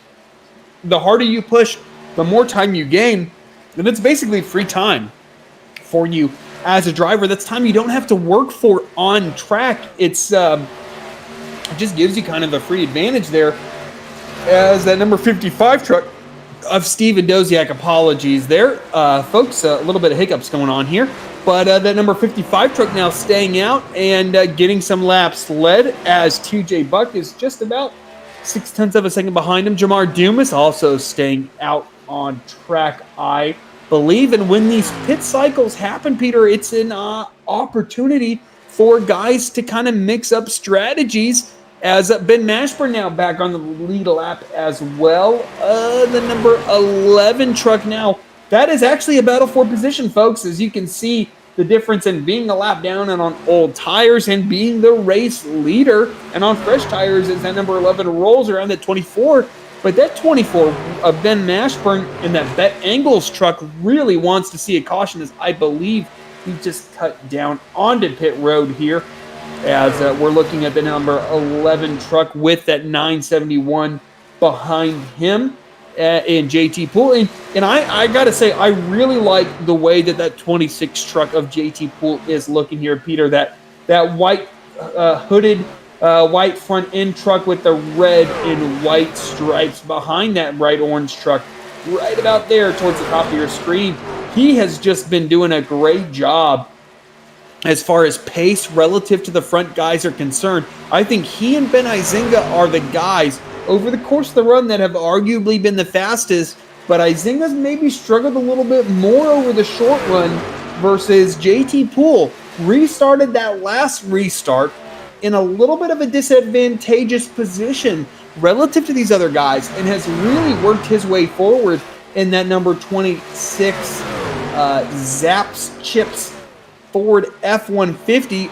Again, Peter, I've really ranted and raved about the talent that JT has. He is a very young driver, folks, who has just really started to figure stuff out these past few, I guess not few weeks, but few months.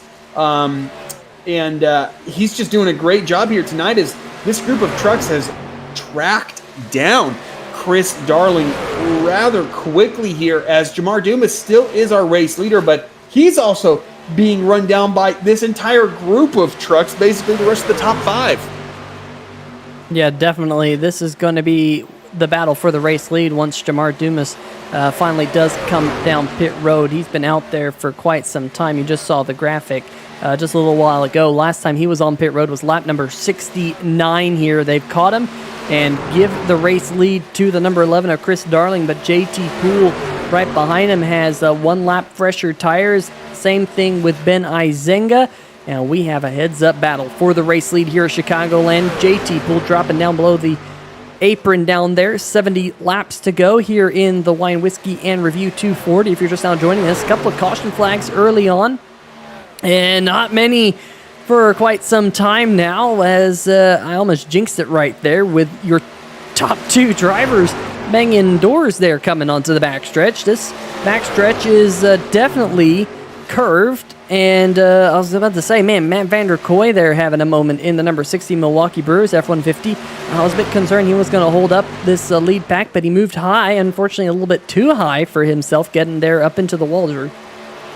Yeah, I'm just going to go ahead and recreate. Again, like I said, folks, I get a little bit into this, and I make sounds to myself when I am not keying my mic. And this was just about my response to what was going on there. To JT Poole and that number 11 truck just about getting together there.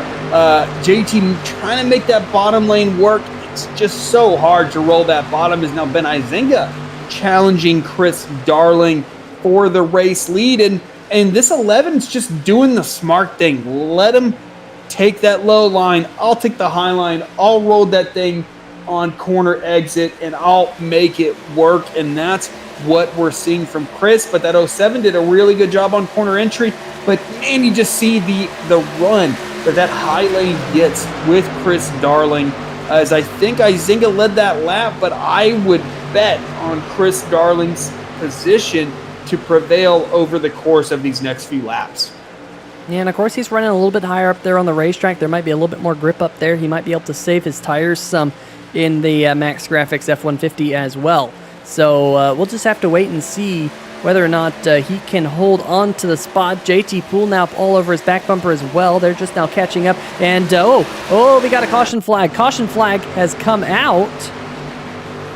I want to say it's the number 89 machine right here.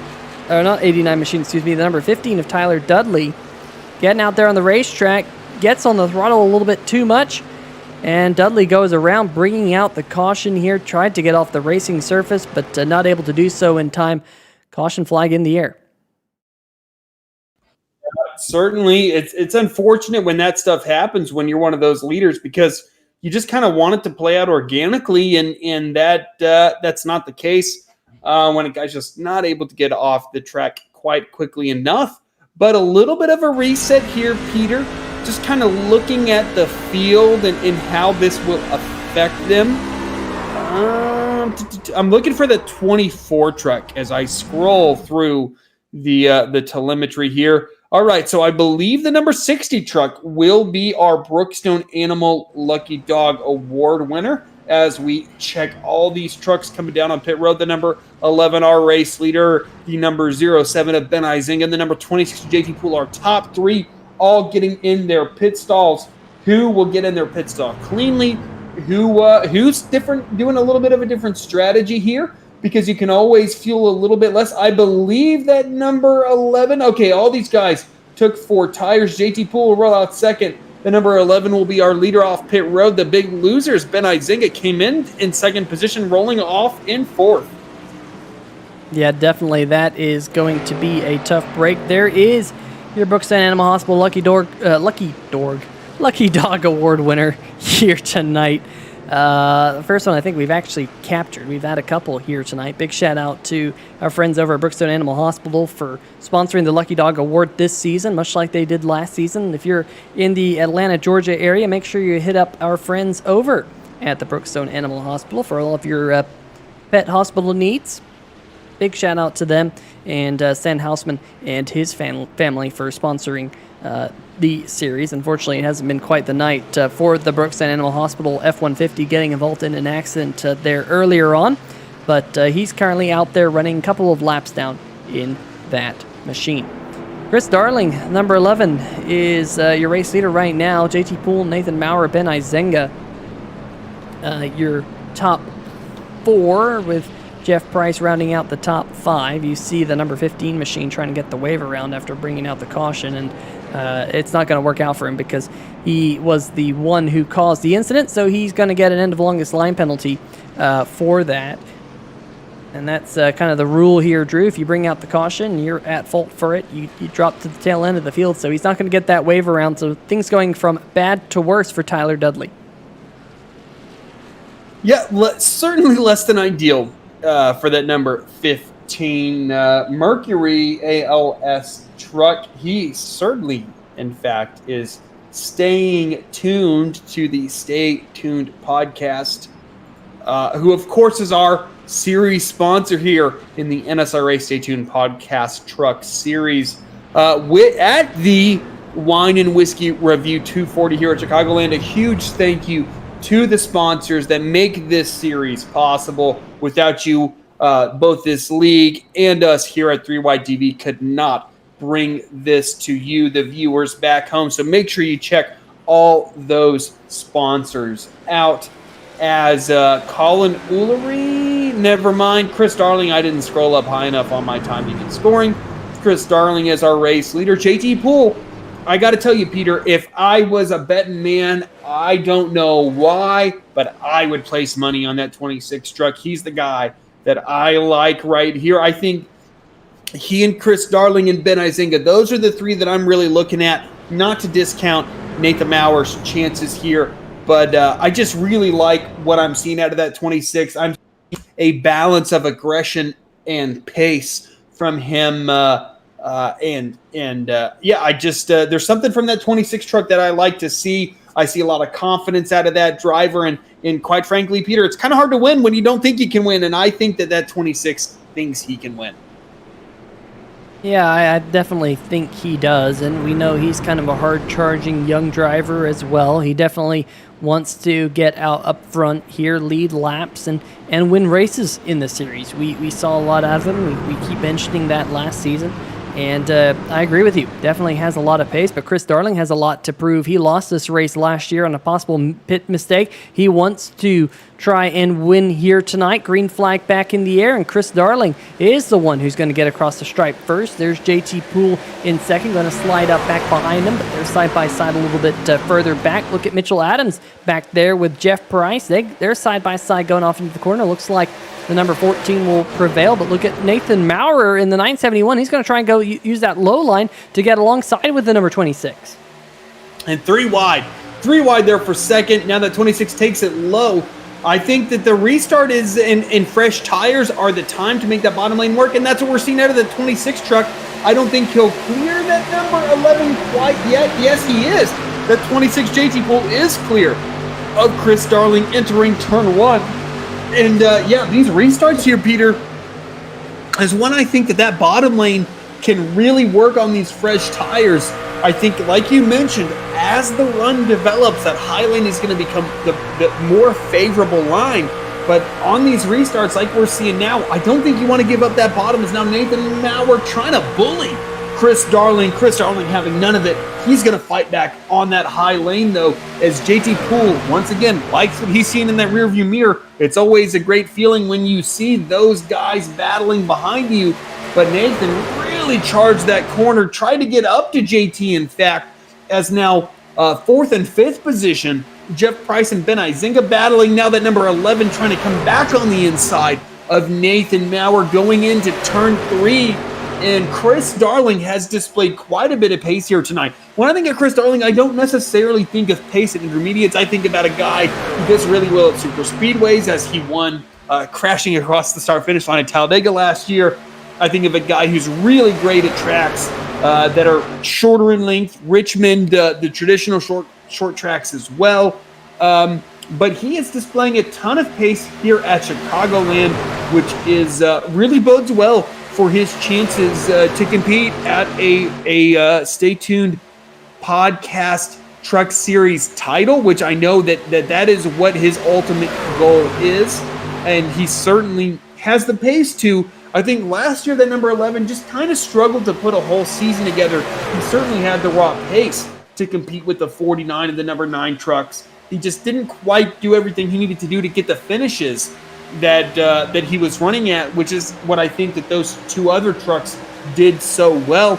But now we're seeing Chris Darling do a great job challenging for second position, just about clear Nathan Maurer.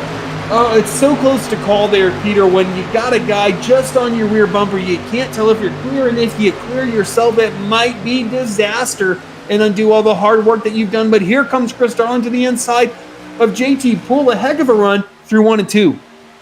Yeah, JT Poole now on the high line, Chris Darling on the inside line. This is kind of the opposite of what we saw there on that restart a little bit ago, and looks like Darling, has he cleared him? No, I don't think he has. It got really close. We saw a huge wiggle out the back of that number 11 MaxGrafix.co F-150. He had to check up, and that's why JT Poole was able to get to the race lead. We also saw that out of Ben Izinga.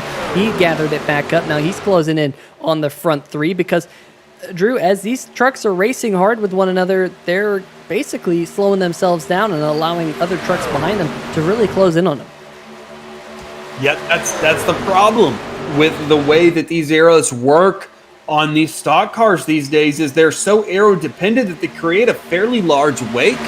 And when you manipulate that wake, you slow everybody down, which is essentially what side drafting is. In side drafting, you essentially slow not only yourself down. Oh, I thought JT and the number 11 had potential for contact there out of turn 2.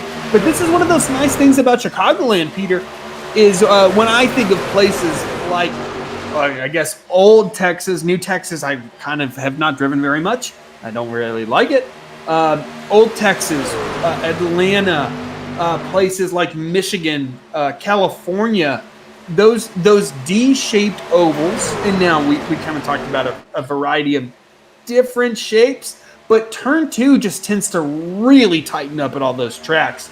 Here at Chicagoland, because you have that kind of generous straightaway that is curvy, it opens up the exit of turn 2 a lot more. And I think that is what's contributing to that high lane being competitive with that low lane, is you can't get kind of pinched off on exit like you can on the bottom lane. And quite frankly, the bottom lane can get pinched off as well. I think that open exit, because of the curve of that backstretch here at Chicagoland, it just gives you more options because you're not quite as pinched down by that tight exit that you get at kind of the more traditional straight backstretch D-shaped ovals. Yeah, I completely agree. This racetrack, of all the D-shaped ovals, it races probably most like Las Vegas, but that curved backstretch, I think we have already seen it here tonight. I think it's actually caused a couple of accidents here. It can kind of, be a little deceptive, especially due to the fact if you're on the inside groove, you just can't see where that wall is, and if you're on the high groove, you're having to deal with that outside wall. So it can lead to some accidents, but at the same time, this racetrack has a flow to it. It has a rhythm to it, and I think that curved backstretch actually adds to the rhythm and the flow of the racetrack. It's so minor, it's minute, but it does seem, in my opinion, to add to the flow of this racetrack, and you guys will be able to see it here. Let's go on board with Mitchell Adams in the number 49 MaxGrafix.co machine, and you just saw a little bit right there on the backstretch, but your entry into turn number 3 is a little bit more open and sweeping because of that curvature, and then your exit coming out of turn number 2 is also a similar deal. It's got that the curvature of the backstretch, so you can actually run up kind of closer to the wall. You could run it out a lot more than if it was just straight. If they just made a straight line between the entrance to turn number 3 and turn number 4, you would really get pinched coming out of turn number 2, much like you do at Texas Motor Speedway, Drew. Especially the old Texas Motor Speedway. The new one's funky, as you said, but that old Texas Motor Speedway, you really got pinched coming out of turn number 2. Here, you don't have that same effect because of that curvature of the backstretch, and it definitely leads to drivers getting runs on one another. I like it. I just like it. I've always liked this racetrack out of the mile and a half that we run. We're on board right now with Mitchell Adams. He's side by side right now, trying to get past the number 14 of Jeff Price, and sweeps by him on entry into turn number 3, move him up into the top 5. Yeah, a relatively quiet night here from Mitchell Adams in that MaxGrafix Sim Shots co-sponsored number 49. Again, a similar look to that number 11. Thankfully, the creator of this scheme, maybe one Chris Darling, had the forethought to include a blue roof on this 49 truck, which we don't necessarily have on that number 11, which is fairly similarly thrown together. Though Matt Cherry here, the number 38, I got to be honest, Peter, based on practice and what we saw last year, expecting maybe a little bit more pace out of this 38 truck. I think he's a guy that had displayed a massive amount of pace, especially at these 1.5s. I know that myself on ovals, not necessarily my strength, not that road courses are particularly either, depending on the road course, but I'm certainly a guy that kind of gels better with certain track types than others. I would say that a loose setup tends to go well with me, and these intermediates tend to not do it as well with me. But when I think of intermediates last season, especially early, I think of Matt Cherry in that 38 truck just not had the pace tonight that I was expecting. Another guy that necessarily hasn't had the pace that I was expecting tonight is the guy we're looking at right now, TJ Buck. I've mentioned him a few times because, like we talked about with Texas Motor Speedway, this is a guy who is kind of maybe a new Texas specialist. Again, not my favorite version of Texas. Please put the banking back in turns 1 and 2. I know NASCAR and the companies that run NASCAR think that California needed to be destroyed and reconfigured. Why didn't you do that to Texas? But whatever, that's my personal tangent, and we'll just move on from that. But Ben Izinga in the 07 now racing Chris Darling for second position is now JT Poole raced out beyond a half a second now, 6.35 seconds. Now 0.8 of a second, another 0.2. that last time by has JT Poole stretched his lead in that number 26 truck as Chris Darling, Ben Izinga running side by side. Has that 11 burned off his stuff a little too early here, Peter? And is that why he's struggling as we're really closing in here on the final stages of this race? Yeah, definitely. Oh, man, tight there between the 11 and the 07 machine. I think JT's done fantastic. He's pulled that gap now up over a second. He's been saving his tires, surely. That's what he's been doing up there at the front. I know we've seen Chris Darling trying to use that low line to get that lead away, and I think he might have just burned up his stuff trying to do so. Here comes the 07 of Izinga. What does he have for JT Poole? We know there's going to be more pit stops in store, however, Drew. We know that these trucks can't make it that much longer. The most we've seen here tonight is about 30 or so, 30 to 35 laps out of these drivers.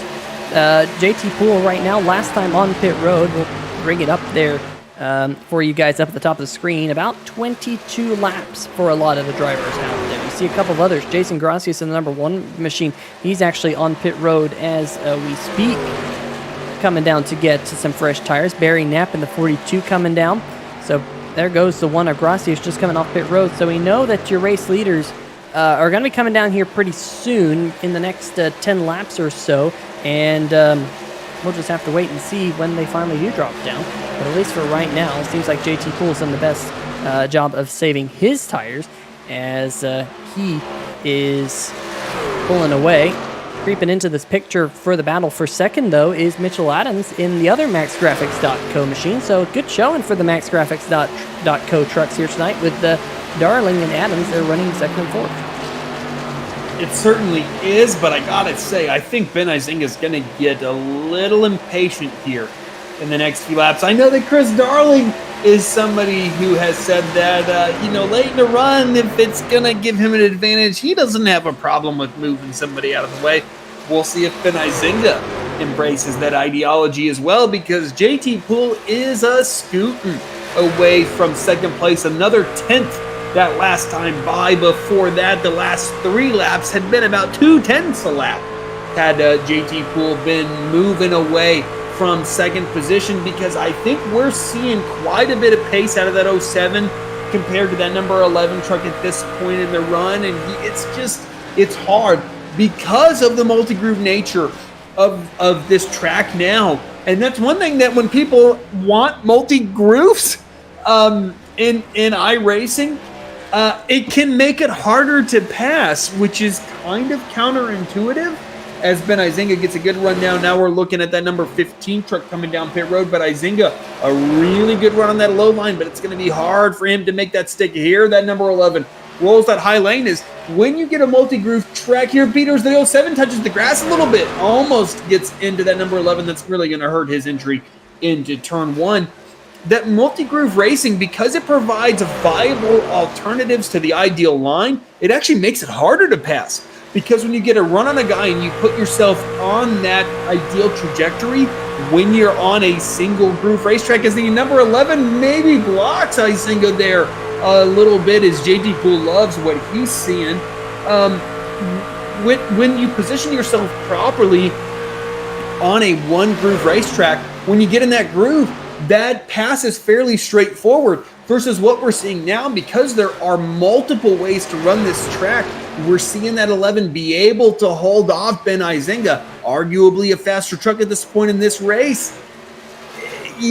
Because you're faster, you can't make that work, because there's ways to drive this track differently because of those multiple grooves. And now we're seeing JT Poole stretch that lead out from just about 0.8 5 laps ago to 1.5 that last time by. Now almost 1.7 seconds has JT Poole stretched this lead, and the further he gets out there, the less those guys are going to be able to suck up to him. As now the 07 really drove it in there. He's not able to make it work, and Chris Darling once again fights him off on that outside groove.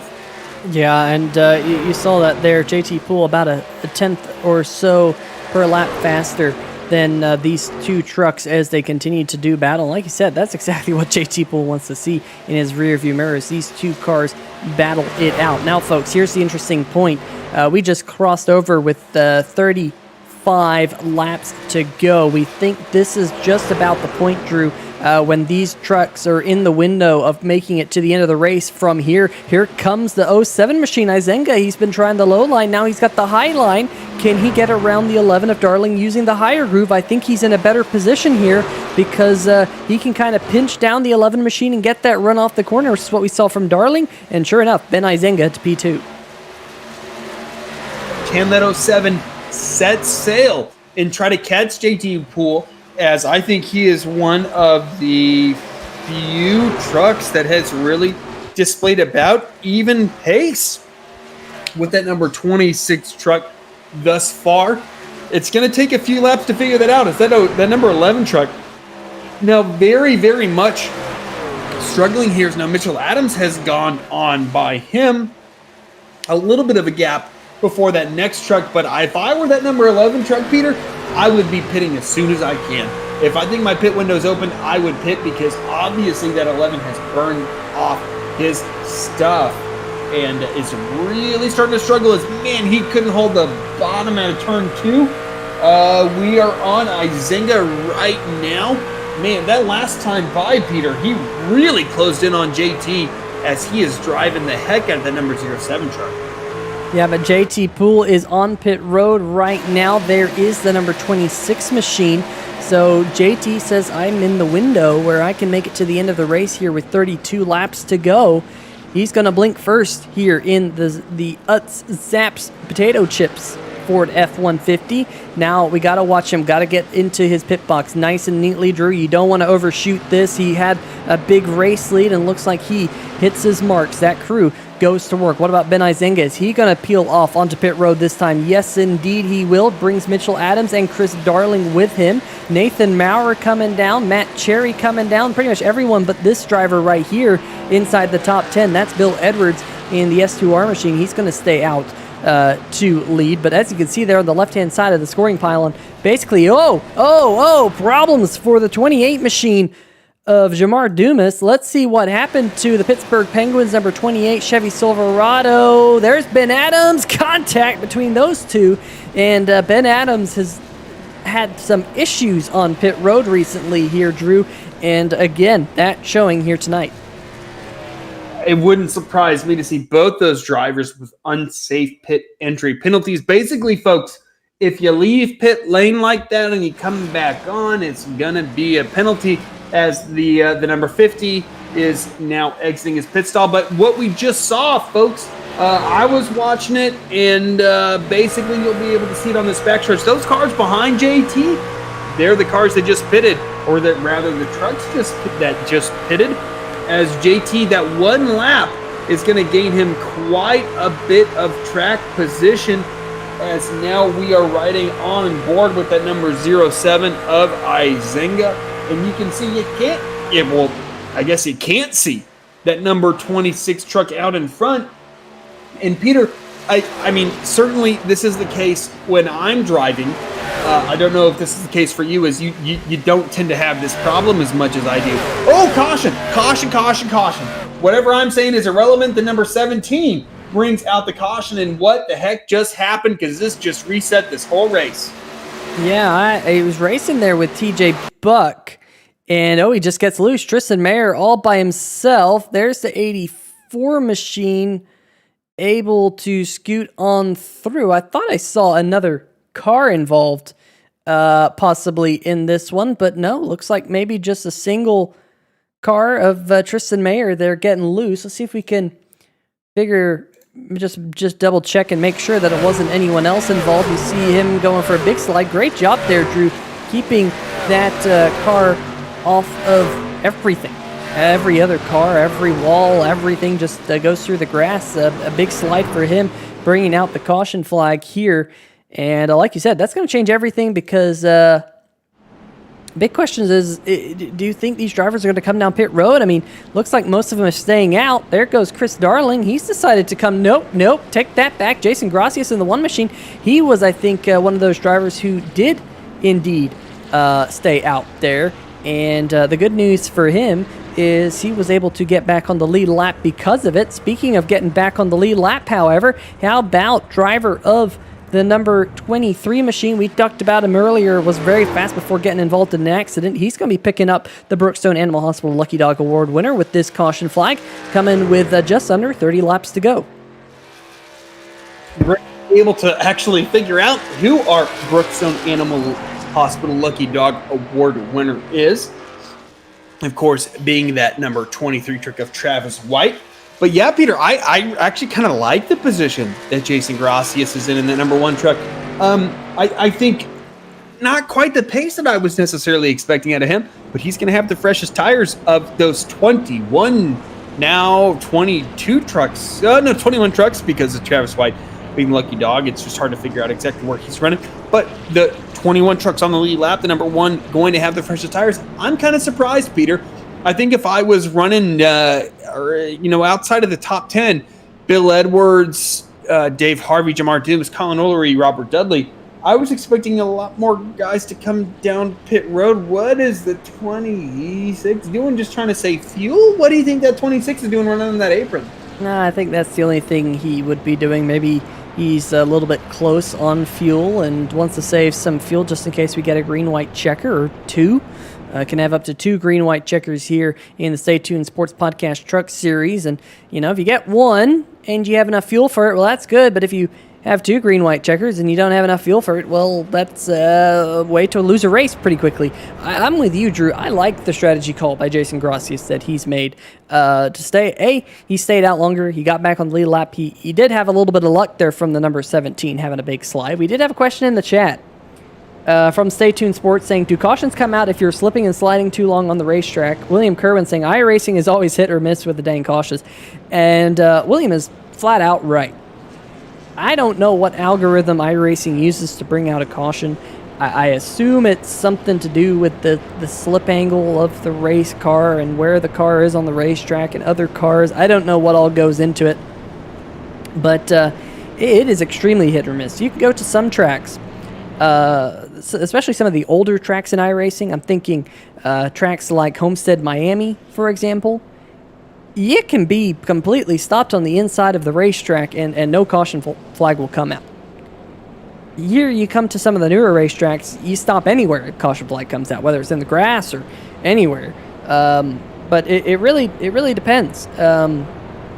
iRacing kind of has its mind of its own in that particular situation. And Drew, there are some times where we get cars upside down, flipped, smoking in the grass, and there's no caution. I mean, it just really depends. Yeah, it's one of life's greatest mysteries. What actually brings out a caution in iRacing? It's almost like the proverbial, which came first, chicken or the egg? Nobody knows. Nobody knows. Nobody knows. Nobody knows. And nobody knows what causes cautions in iRacing. As you've mentioned, I have seen vehicles flipping, cartwheeling down straightaways on the racing surface in iRacing, no caution when cautions have been out. And I have seen trucks just get sideways and contact the wall and cautions being thrown. I think you're kind of on point with that track-by-track analysis. I do think it's different on every track. But like we saw here, caution came out, changed the dynamic of the race. And here comes JT Poole leading the field through 3 and 4. And as the leader, he has chosen the bottom lane. It'll be interesting to see how that plays out. And I'm racing a little bit more leeway with the leader to control this restart. And a great restart by JT. I think that 07 spun his tires just a little bit there as JT, a great job now with a full truck length between he and both the 07 and the number 11 trucks. And this is what Chris Darling wanted to see, as he had a great run on the bottom. And like we've seen, Peter, that bottom lane on these restarts is the way to go. But these guys do not have fresh tires. Will the 11, will the 07 is, and the 49 was moved right there by Jeff Price in that 14 truck. And how will that develop as Matt Cherry right on the back bumper of that number 49? Things heating up there for 4th position as things are heating up for 2nd and 3rd, as well as Chris Darling has been able to clear Ben Izinga. All sorts of action happening here, folks. I'm trying to keep up It's always hard when you're trying to speak to it. It's now the number 11. Rolls that outside lane. JT Poole can't quite make that bottom lane work. Chris Darling reestablishes himself as the race leader. Now Ben Izinga second. JT Poole dropped all the way to third there. He was the leader that last time by. Pete, how things can change in one lap. How things can change. This gaggle of trucks a little bit further back as well. Man, they were 2 and 3 wide. Poole gonna eventually slide up in front of Ben Izenga in the second position. So the 26 machine now is gonna have to try and get that lead back from the 11 of Darling. Let's go back and look at that absolute huge gaggle. There's TJ Buck. Jamar Dumas in the 28 machine had that big slide through the grass. Glad to see it didn't really affect him, all things considered. There's the number 50 of Bill Edwards trying to slice his way up through the field, getting to the inside of the one machine of Gracias. Remember, those Gracias, at least, he was just on pit road under that caution. A couple of these other trucks weren't, and he's already moved himself up into the 11th place here, Drew. Of course, last week's race winner in the Stay Tuned Sports 300. Yeah, it is certainly a name that I have been tracking despite the traffic, I guess, to use that word twice in just a couple words. He only lost about a tenth that last time by while gaining 3 or 4 positions. That number 1 truck is in a really solid position as far as tires relative to track position is concerned. And this is why I was wondering why more guys towards the tail end of the lead lap didn't pit. If you're the last truck on the lead lap, what do you have to lose by pitting if nobody else pits? You pit. And we didn't see that last time by. And I think that's going to provide a huge advantage. And now JT Poole really getting back up there, trying to reestablish himself. I don't know if he was just a little conservative going into 3 when he lost that race lead, but he certainly is not being conservative now as that high lane kind of being reestablished here on lap now 142 out of 160, less than 20 laps to go. And right now, Peter, if you were cutting guys' brakes early on, you certainly aren't. Now as the 11 really forced that 26 up high, and now I know JT based on last night. He's not afraid to use that bumper. If he thinks that that opportunity's there, he's going to take it. Yeah, definitely. That number 26 machine and the 11 of Darling, they're not giving each other all too many inches out there on the racetrack at this juncture of the race. There's also the 07 machine of Izenga, who, like you said, Drew, spun his tires on that restart, dropped back, and he's now trying to claw back up to the top 2. Can't rule out your reigning series champion, Mitchell Adams. Here comes the 26 of JT Poole, again dropping to the inside, trying to get around the 11 to get to the race lead. We'll see whether or not he can hold it right down there. That seems to have been the problem. And remember, another key point in this top 2 is, oh man, Darling and Poole getting really close. And that might be what JT Poole needed. Darling might have had to back out, but no, he's going to get a run around the high side and still try and hold on to the race lead. But going back to the key point I was going to mention before they almost wrecked right there in turn number 1 is JT Poole has 1 lap older tires on that race car. He didn't come down pit road under that caution flag. And remember that Chris Darling as well as Ben Izenga pitted 1 lap after him. So those 1 lap on tires, it doesn't sound like a whole lot, folks, but it can be the difference. And right now it looks like Darling's cleared the 26, as has the 07 of Ben Izenga. Poole back to 3rd. Yeah, in 1 lap can make a world of difference as far as pace is concerned, as now the 49 has come back in there. But this is actually the truck you read my mind, Peter. Jason Gracias has been quicker than our race leaders. He's not in the lead pack, so to speak, right now. He went from 2.6 seconds to 2.46 seconds that last time, by a tenth and a half quicker. Why these guys were racing for the race lead? Yes, Jason Gracias is 2.4 seconds back, but if these guys keep up their shenanigans out in front of them, I have faith in this one truck to get up there. Look at the Apex Speed center off speed that number 1 of Jason Gracias is able to roll.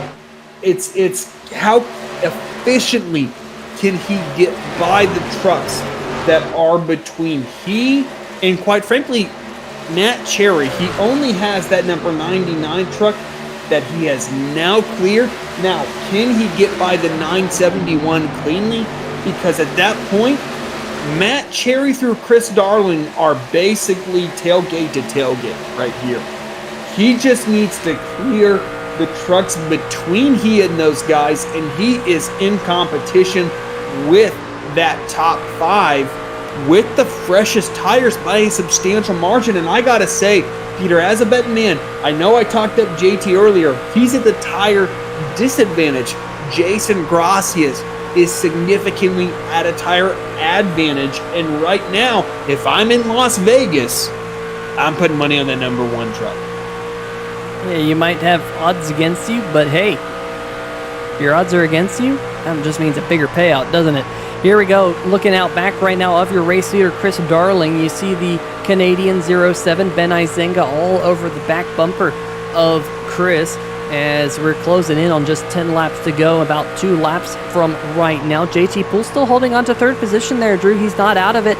He's been very, very fast tonight. Maybe the front 2 can start to do battle and he can sneak back by them. We'll have to wait and see as going through the tri-oval, the 07 of Izenga drops down below the apron, comes back up there onto the racing surface, just trying to do all he can to get around the number 11 machine. There's Mitchell Adams, though, in 4th. Matt Cherry holding on to the 5th position. We're going to watch that battle start to form between the 971 machine and Jason Gracias, because, Drew, it looks like Gracias has all but caught that number 971 Simbox Chevrolet of Nathan Maurer. And that number 1 truck is lying 2/10 quicker that last time by, despite being held up a little bit by the 971, another 10th quicker that last time by. But Peter, time's running out. Time is running out. 10 laps to go here. The number 11, number 07, number 26 trucks, they're not being held up by anybody. The number 1 is. That's a... Oh, caution! Caution, caution, caution. Everything's changed. All these guys are going to be on equal tires because they better all be coming down pit road or they don't want to win this race. But caution is out. What happened? Oh, the number 84, the number 48, and I can't tell. I believe maybe Colin O'Leary and that number 62 truck all get together, and there's your caution, and everything has changed because these guys got to come down pit road here, Peter. Otherwise, I don't think they have a shot. But what happened to bring out this caution? Ooh, 84 into the outside wall. The 48 just gets into him. The number 62 nowhere to go. One of those chain reaction deals. When the 84 gets into the wall, that slows him down more than what the 48 can do because, quite frankly, getting into the wall works better than any brake package that you can run on these trucks. The 48 gets into him, and the 62 has no alternative but to get into him as well. And there you go. There's your caution. And here comes everyone down pit road, including the pace truck. That's unusual. I've never seen the pace truck on pit. What's happening? I don't know. I've never seen the pace truck come down pit road on iRacing, except when the caution flag is going off and the green flag's coming out. That's a new one, folks. I don't know. I've no idea why the pace truck decided maybe it needed fuel. It's not in a pit box or anywhere, but that's a head scratcher. Who's going to win the race off pit road? We got a gambler, Jason Gracias. Talk about Las Vegas. Izenga's going to be Chris Darling off pit road. JT Poole, Mitchell Adams, Matt Cherry there, Nathan Maurer. Some damage on the 971 machine. Not sure where that came from. Let's see if we can figure out where the damage on that Simbox Chevrolet came from. See if that's new or not. Because I don't remember that being on that truck. Maybe it was. Oh, this was a couple laps ago. We'll just dial this one up again. This was when Jason Gracias caught him, Drew. And so this wasn't coming down pit road or anything, but just banged it off the outside wall. So anyway, he's going to be out there. But Gambling Man, last week's race winner of the Stay Tuned Podcast 300, at Daytona. Out front again here tonight. And Drew, I don't know about this one. Just checking to see if he took 2 tires even. I think he must have taken 2 tires on that number 1 machine. That's definitely going to loosen up that race truck, but there's not a whole lot of laps left to go tonight. Yeah, and as we would say in Mandarin, Wabushi Huan, I do not like that. I mean, I understand the risk that the number 1 is playing, but especially given his race win last week, I would have just taken 4 tires.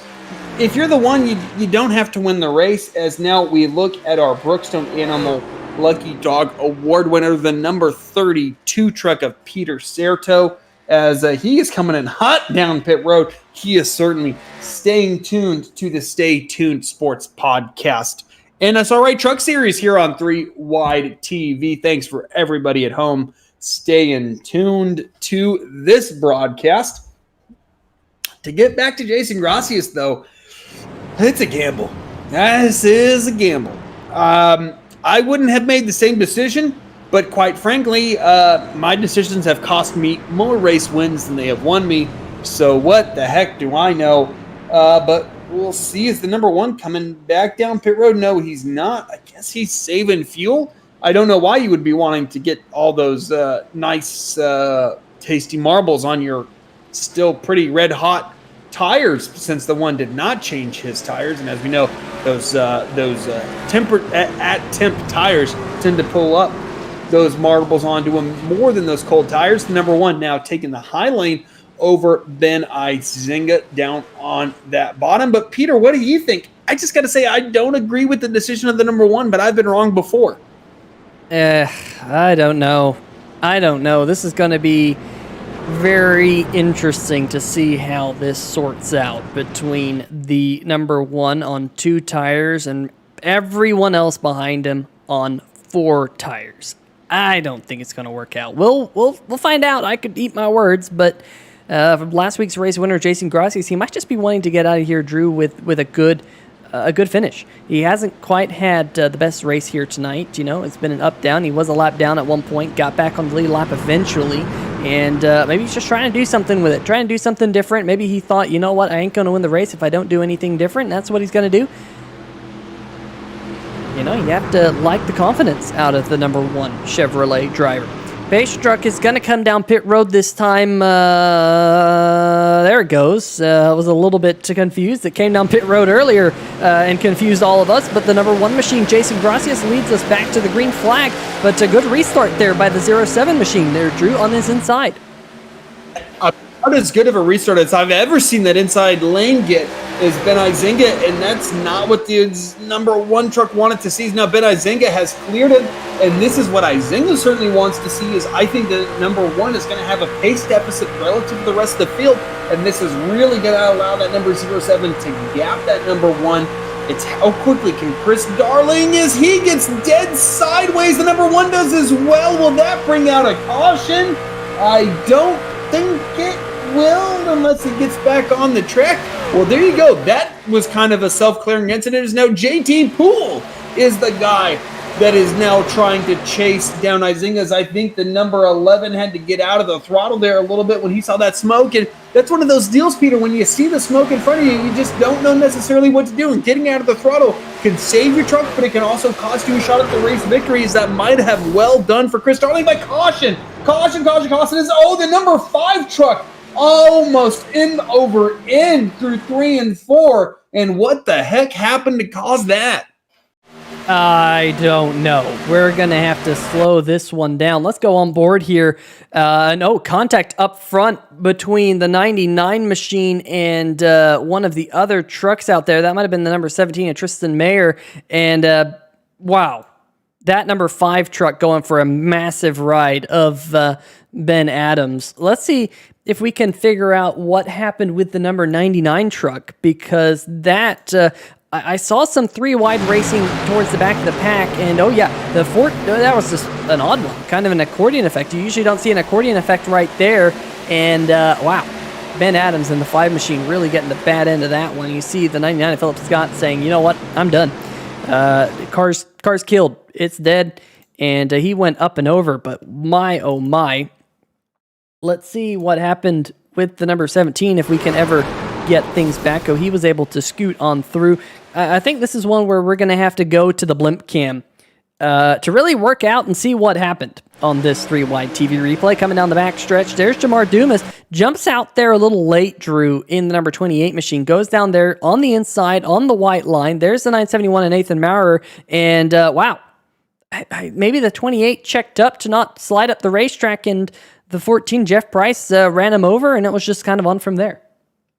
Yeah, it's almost always the guy that has nothing to do with the incident that pays the price. And unfortunately, in Philip Scott's case, he didn't cause that. He didn't force a 3-wide, and he's the guy that pays the price.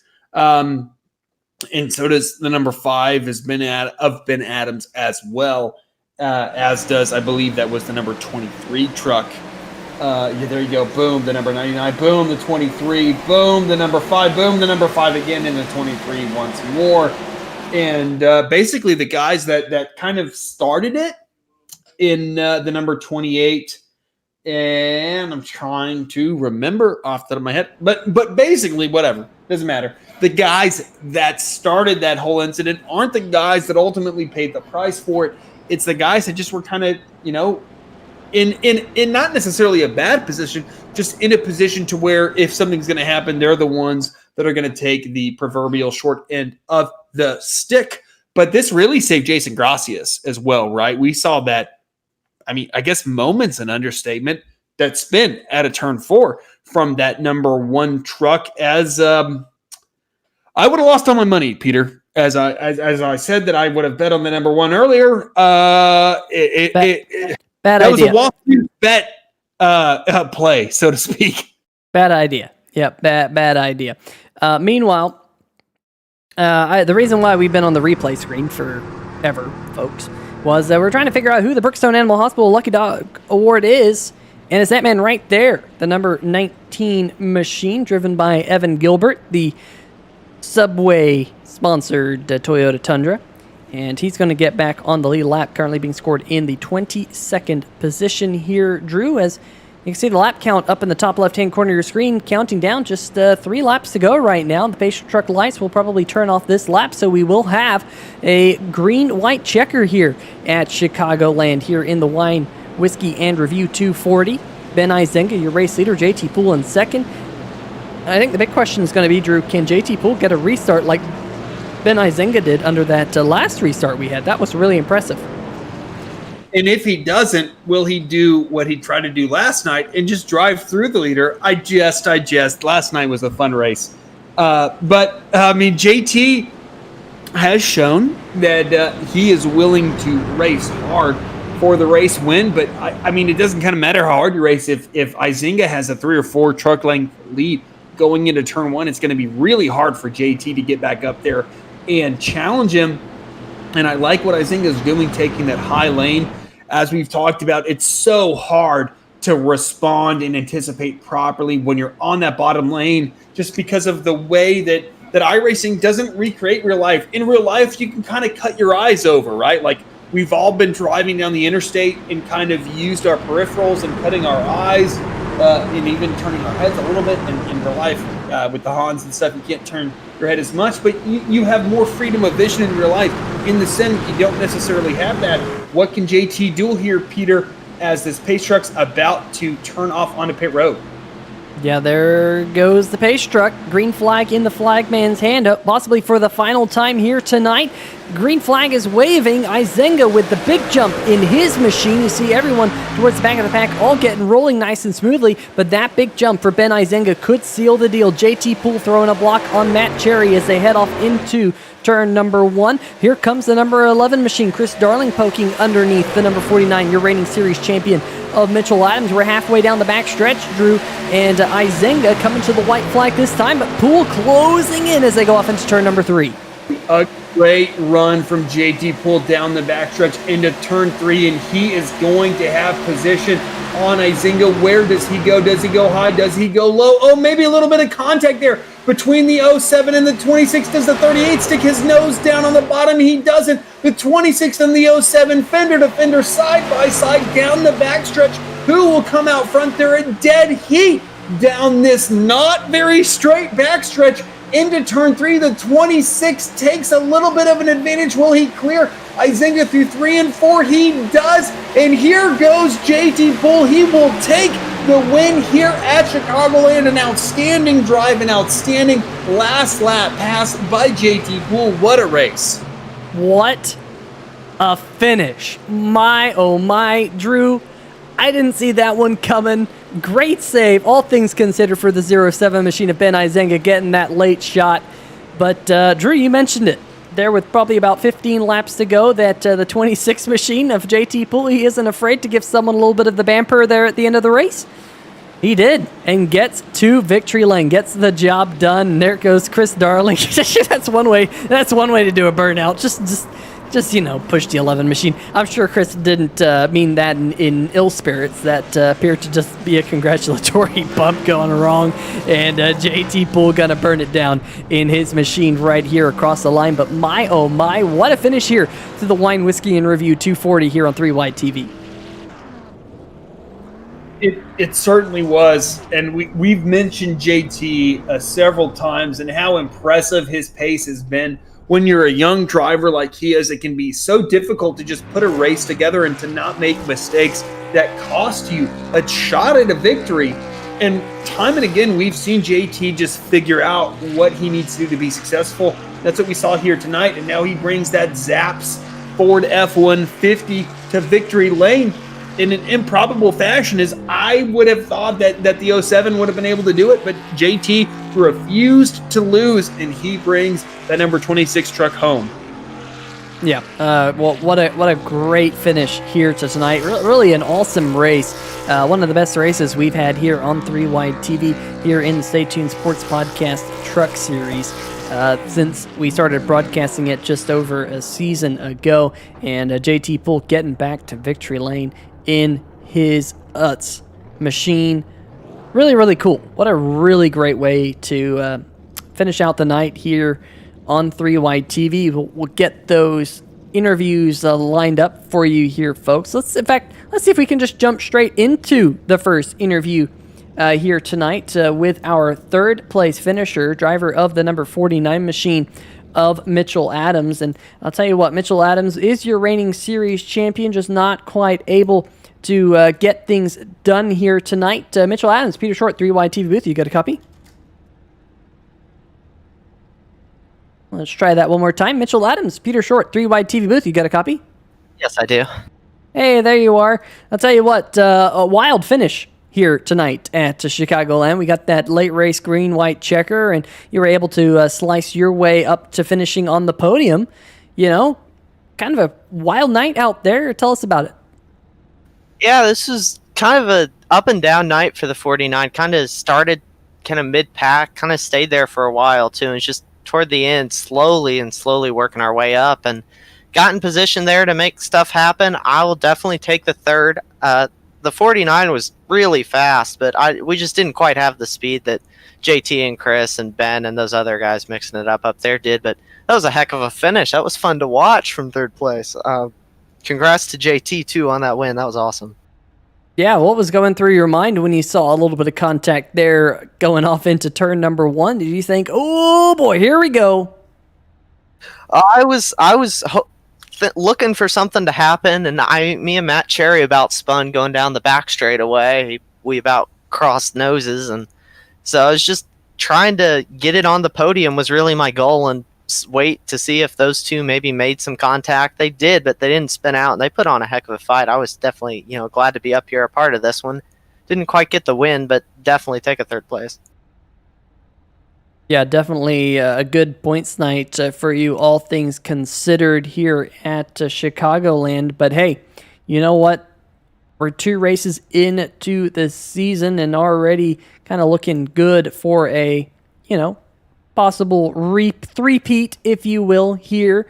But of course, before we get to the end of the championship, we have to take it week by week with next week's race here on 3 Wide TV, coming at Martinsville for the Podgo 225 short track racing for the first time this season. What are your thoughts about Martinsville? I've never run Martinsville in the trucks. I've had a lot of good races there in late models and modifieds, so I'm hoping that kind of translates over into a good run next week. Definitely really don't know what to expect. I know that some of the cars handle better than others do at that place, and I'm just hoping these trucks kind of handle more to my liking. And I like the short tracks, and I'm usually fast there, so I'd be watching for this 49 next week. Definitely going to be a fun one right here on 3 Wide TV, 9 o'clock Eastern on April 30th. Before we let you go, Mitchell, any shout-outs? Just shout out all the sponsors, MaxGrafix, Buttkicker, GTR Simulator, code GTR Sim for 10% off as always, SimShots Racing, all my family that sponsors me, and all the 49 fans out there. Thank you to you all for the broadcast, and everybody up front for, putting on a great clean race. I know there was a lot of craziness going on behind, but I really enjoyed that finish. Yeah, definitely a fantastic finish and one of the best we've seen here on the channel in quite some time. Mitchell, congratulations on finishing on the podium here tonight, and best of luck next week at Martinsville. Thank you. All right, folks, that's going to do it for our third place interview. Let's see if we can dial up tonight's runner-up, the Canadian Ben Izenga, Drew. And Drew Eisman here up in the 3 TV booth. You got a copy. Yeah, I got you, Drew. Well, Ben, it was an interesting restart, an interesting race. You were the leader there at the end. Just walk us through those last 2 laps. Yeah, I tried to jump pretty early to try to get an early gap, and then so that went pretty well. First lap was pretty good. I got loose off 4, and it got JT right up to me down the front stretch, threw a super late block into 1, which was very close to getting really ugly. And then through 1 and 2, I took the top, figured I would get a run down the back stretch, just didn't happen. And then 3 and 4, he drove off and took it from me, but it was an awesome race. I'm not bummed about that at all. Yeah, I mean, I think this is the most complete race you've put together here at NSRA, despite, your pace there at the end and not quite getting the one position that you wanted. But what kind of what does this result mean, I guess, as far as the rest of the season is concerned and what you expect leading on into the future? Yeah, well, these kind of finishes are kind of what I expect out of myself. As Peter knows, I run pretty well on Monday nights. I actually ran here at the start of last year and won a few races. So I kind of expect this out of myself. The last few races that I ran last season that didn't go so well were a bit of a disappointment to me. But yeah, now that I'm here full time this season, I'm definitely looking forward to running like this again. As you mentioned, we've seen a massive amount of pace from you. Again, like you mentioned, maybe not the results that you've wanted. What are the type of tracks that you look forward to? Do you excel at intermediates? Are you a short track guy? What are you looking forward to for the rest of the season? That's a really good question. Week to week, I tend to be kind of hit or miss. Chicago is a pretty good example. I ran it last year in NSRA and won the race. Ran it last season in NSRA, got wrecked, and I was running like 10th. So just kind of depends on how the week goes for me, I guess. If I don't get any practice in, it's obviously a little bit more grim looking. So. Well, I mean, I guess next week is Martinsville. I mean, a track that can really tend to be hit or miss. What are your expectations going into that? This answer is pretty much the same as the other one. I haven't run Martinsville all that much in iRacing or in any other game. I don't really have very much of an opinion of it. Yeah, we'll see how it goes. I really don't know what to expect. I think if anybody does, they're not speaking the truth to you. You can be quick at Martinsville and finish 28th. But we're certainly looking forward to that. We're looking forward to seeing you race at a bunch of other stuff. I certainly hope to talk to you again. But before we let you go, is there anybody that you'd like to give a shout out to? Of course, got to thank all the serious sponsors, Brookstone Animal Hospital, Stay Tuned Sports Podcast, Greg's Setup Shop, all the graphics guys around here, SimShots. Andrew does an awesome job with those every week. And then my sponsor is Purpose Driven Cycling Team. We've got Moroso on the back of the truck. Silent Syndicate Racing is my team. Those guys are awesome. we had a pretty tough night across the board. But yeah, good guys to race with.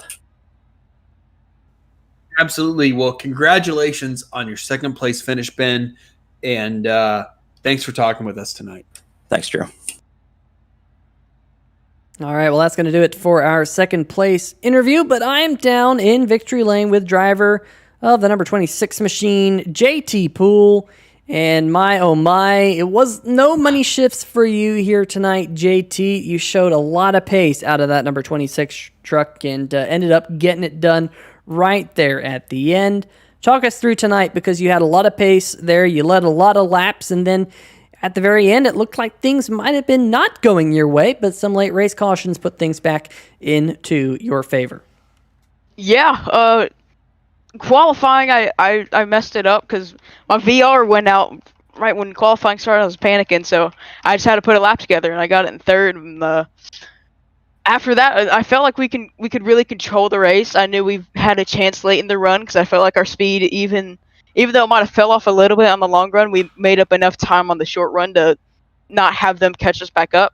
And I thought at that stage break, whenever I came down to pit and I didn't take tires, I thought that was going to be my race. But we were able to rally back from there. And very late in the race, me and Chris, we were very close on fuel. I was very close on not making it.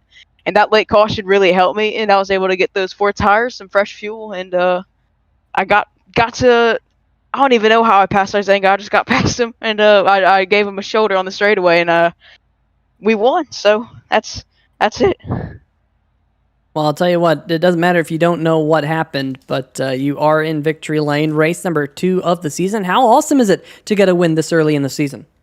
Yeah, it's great, because last week obviously wasn't the best of weeks. We got some stage points, but I think right now going into here we're like around 27th in points. So this definitely helps.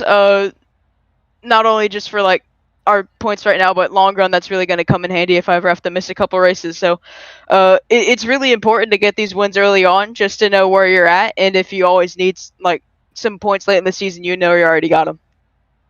Yeah, that is definitely the case. Next week we go to another short track. We saw you get that win at Bristol late last season here in the Stay Tuned Sports Podcast Truck Series, but we're going to Martinsville, a different one. What's your thoughts about that very tricky half mile?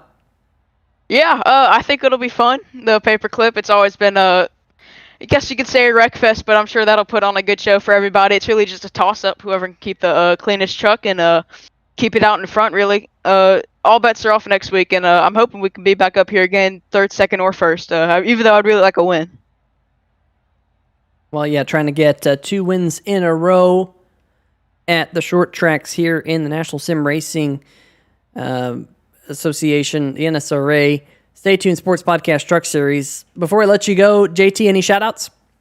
Yeah, Chris Darling, Ben Isanga, we had some crazy racing all day. That was really fun. MaxGrafix, Stay Tuned Sports, all those guys that are able to support this league. You guys for putting on the show for people like my dad to watch and all my family. And yeah, I'm really looking forward to next week. Definitely a fantastic race here tonight. Should be a good one again right here, 9 o'clock Eastern on 3 Wide TV next week. JT, congratulations on getting to victory lane here tonight, and we'll see you at Martinsville. Yes, sir. Thank you. All right, folks, that's going to do it for our post-race interviews. We'll see if we can bring up the final finishing results here for all of you back home here tonight. And what was a fantastic race here tonight, Drew. Really, really enjoyed it. Because, just one of these races where you just had to stay to the final lap, didn't you? You certainly did. JT Poole, you just heard from him. He's our race winner tonight. Ben Isanga, so quick all night. He'll finish P2. I certainly expect the number 07 truck, though, to bring home a victory in the near future. Mitchell Adams, our back-to-back champion here in the Stay Tuned Sports Podcast NSRA Truck Series. Matt Cherry in the 38 truck. Kind of a quieter night than I was expecting from him. He'll bring home a P4. Chris Darling led quite a few laps, had a ton of pace, just didn't quite bring it home. in a position that I think he thought he would have deserved running throughout this race, but a top 5 nonetheless for that number 11 truck. Bill Edwards, honestly, a pretty good recovery from that 50 truck. I think he was caught out a little bit by strategy. I think a 6 is nothing to sneeze at for him, as is the P7 by Jamar Dumas in the number 28 truck. Nathan Maurer in that 971 truck had quite a bit of pace tonight. He'll bring home P8. Peter Certo, I think 9th is a pretty good finishing position for that number 32 truck. Colin O'Leary in that number 62 truck started 29th. He'll bring home the last position inside of our top 10. A great result for the number 62. In the 11th position here tonight, another good result for Steven Doziak in the number 55 machine. David Harvey, who had a tumultuous night, to say the least, in the 00, coming home in 12th. Ben Mashburn was a lap down, got that Brookstone Animal Hospital Lucky Dog Award. He was able to get himself up into the 13th position. 14th spot goes to Jason Gracias. He was your points leader and winner from last week's race at Daytona. Not the night exactly he wanted. Tristan Mayer, 15th for him. He had some big moments here tonight and also showed some pace. Barry Knapp finishing in 16th in the number 42 machine. A quiet night, but gained 17 positions from where he started. Good finish for him. Matt Vanderkoy picked up 19 spots from where he started here tonight, and he is going to finish 17th. Garrett Gleason finishing 18th, and the last position there on that page, finishing in the 19th position here tonight, is not JT Poole. He was your race winner, but TJ Buck in the number 84 machine. Jeff Price running at your top 20 there, Drew. And Evan Gilbert in the number 19 truck finishes 21st, our last truck on the lead lap. Kyle Lewis in the 18 truck, he finishes as the only truck 1 lap down. Robert Dudley in that 48 truck, 2 laps down in 23rd. Evan Burke, 24th. Stan Hausman, 25th. Both 3 laps down. Ben Adams, quite a dramatic night in the number 5 truck. He finishes 26th. Tyler Dudley, 6 laps down in 27th.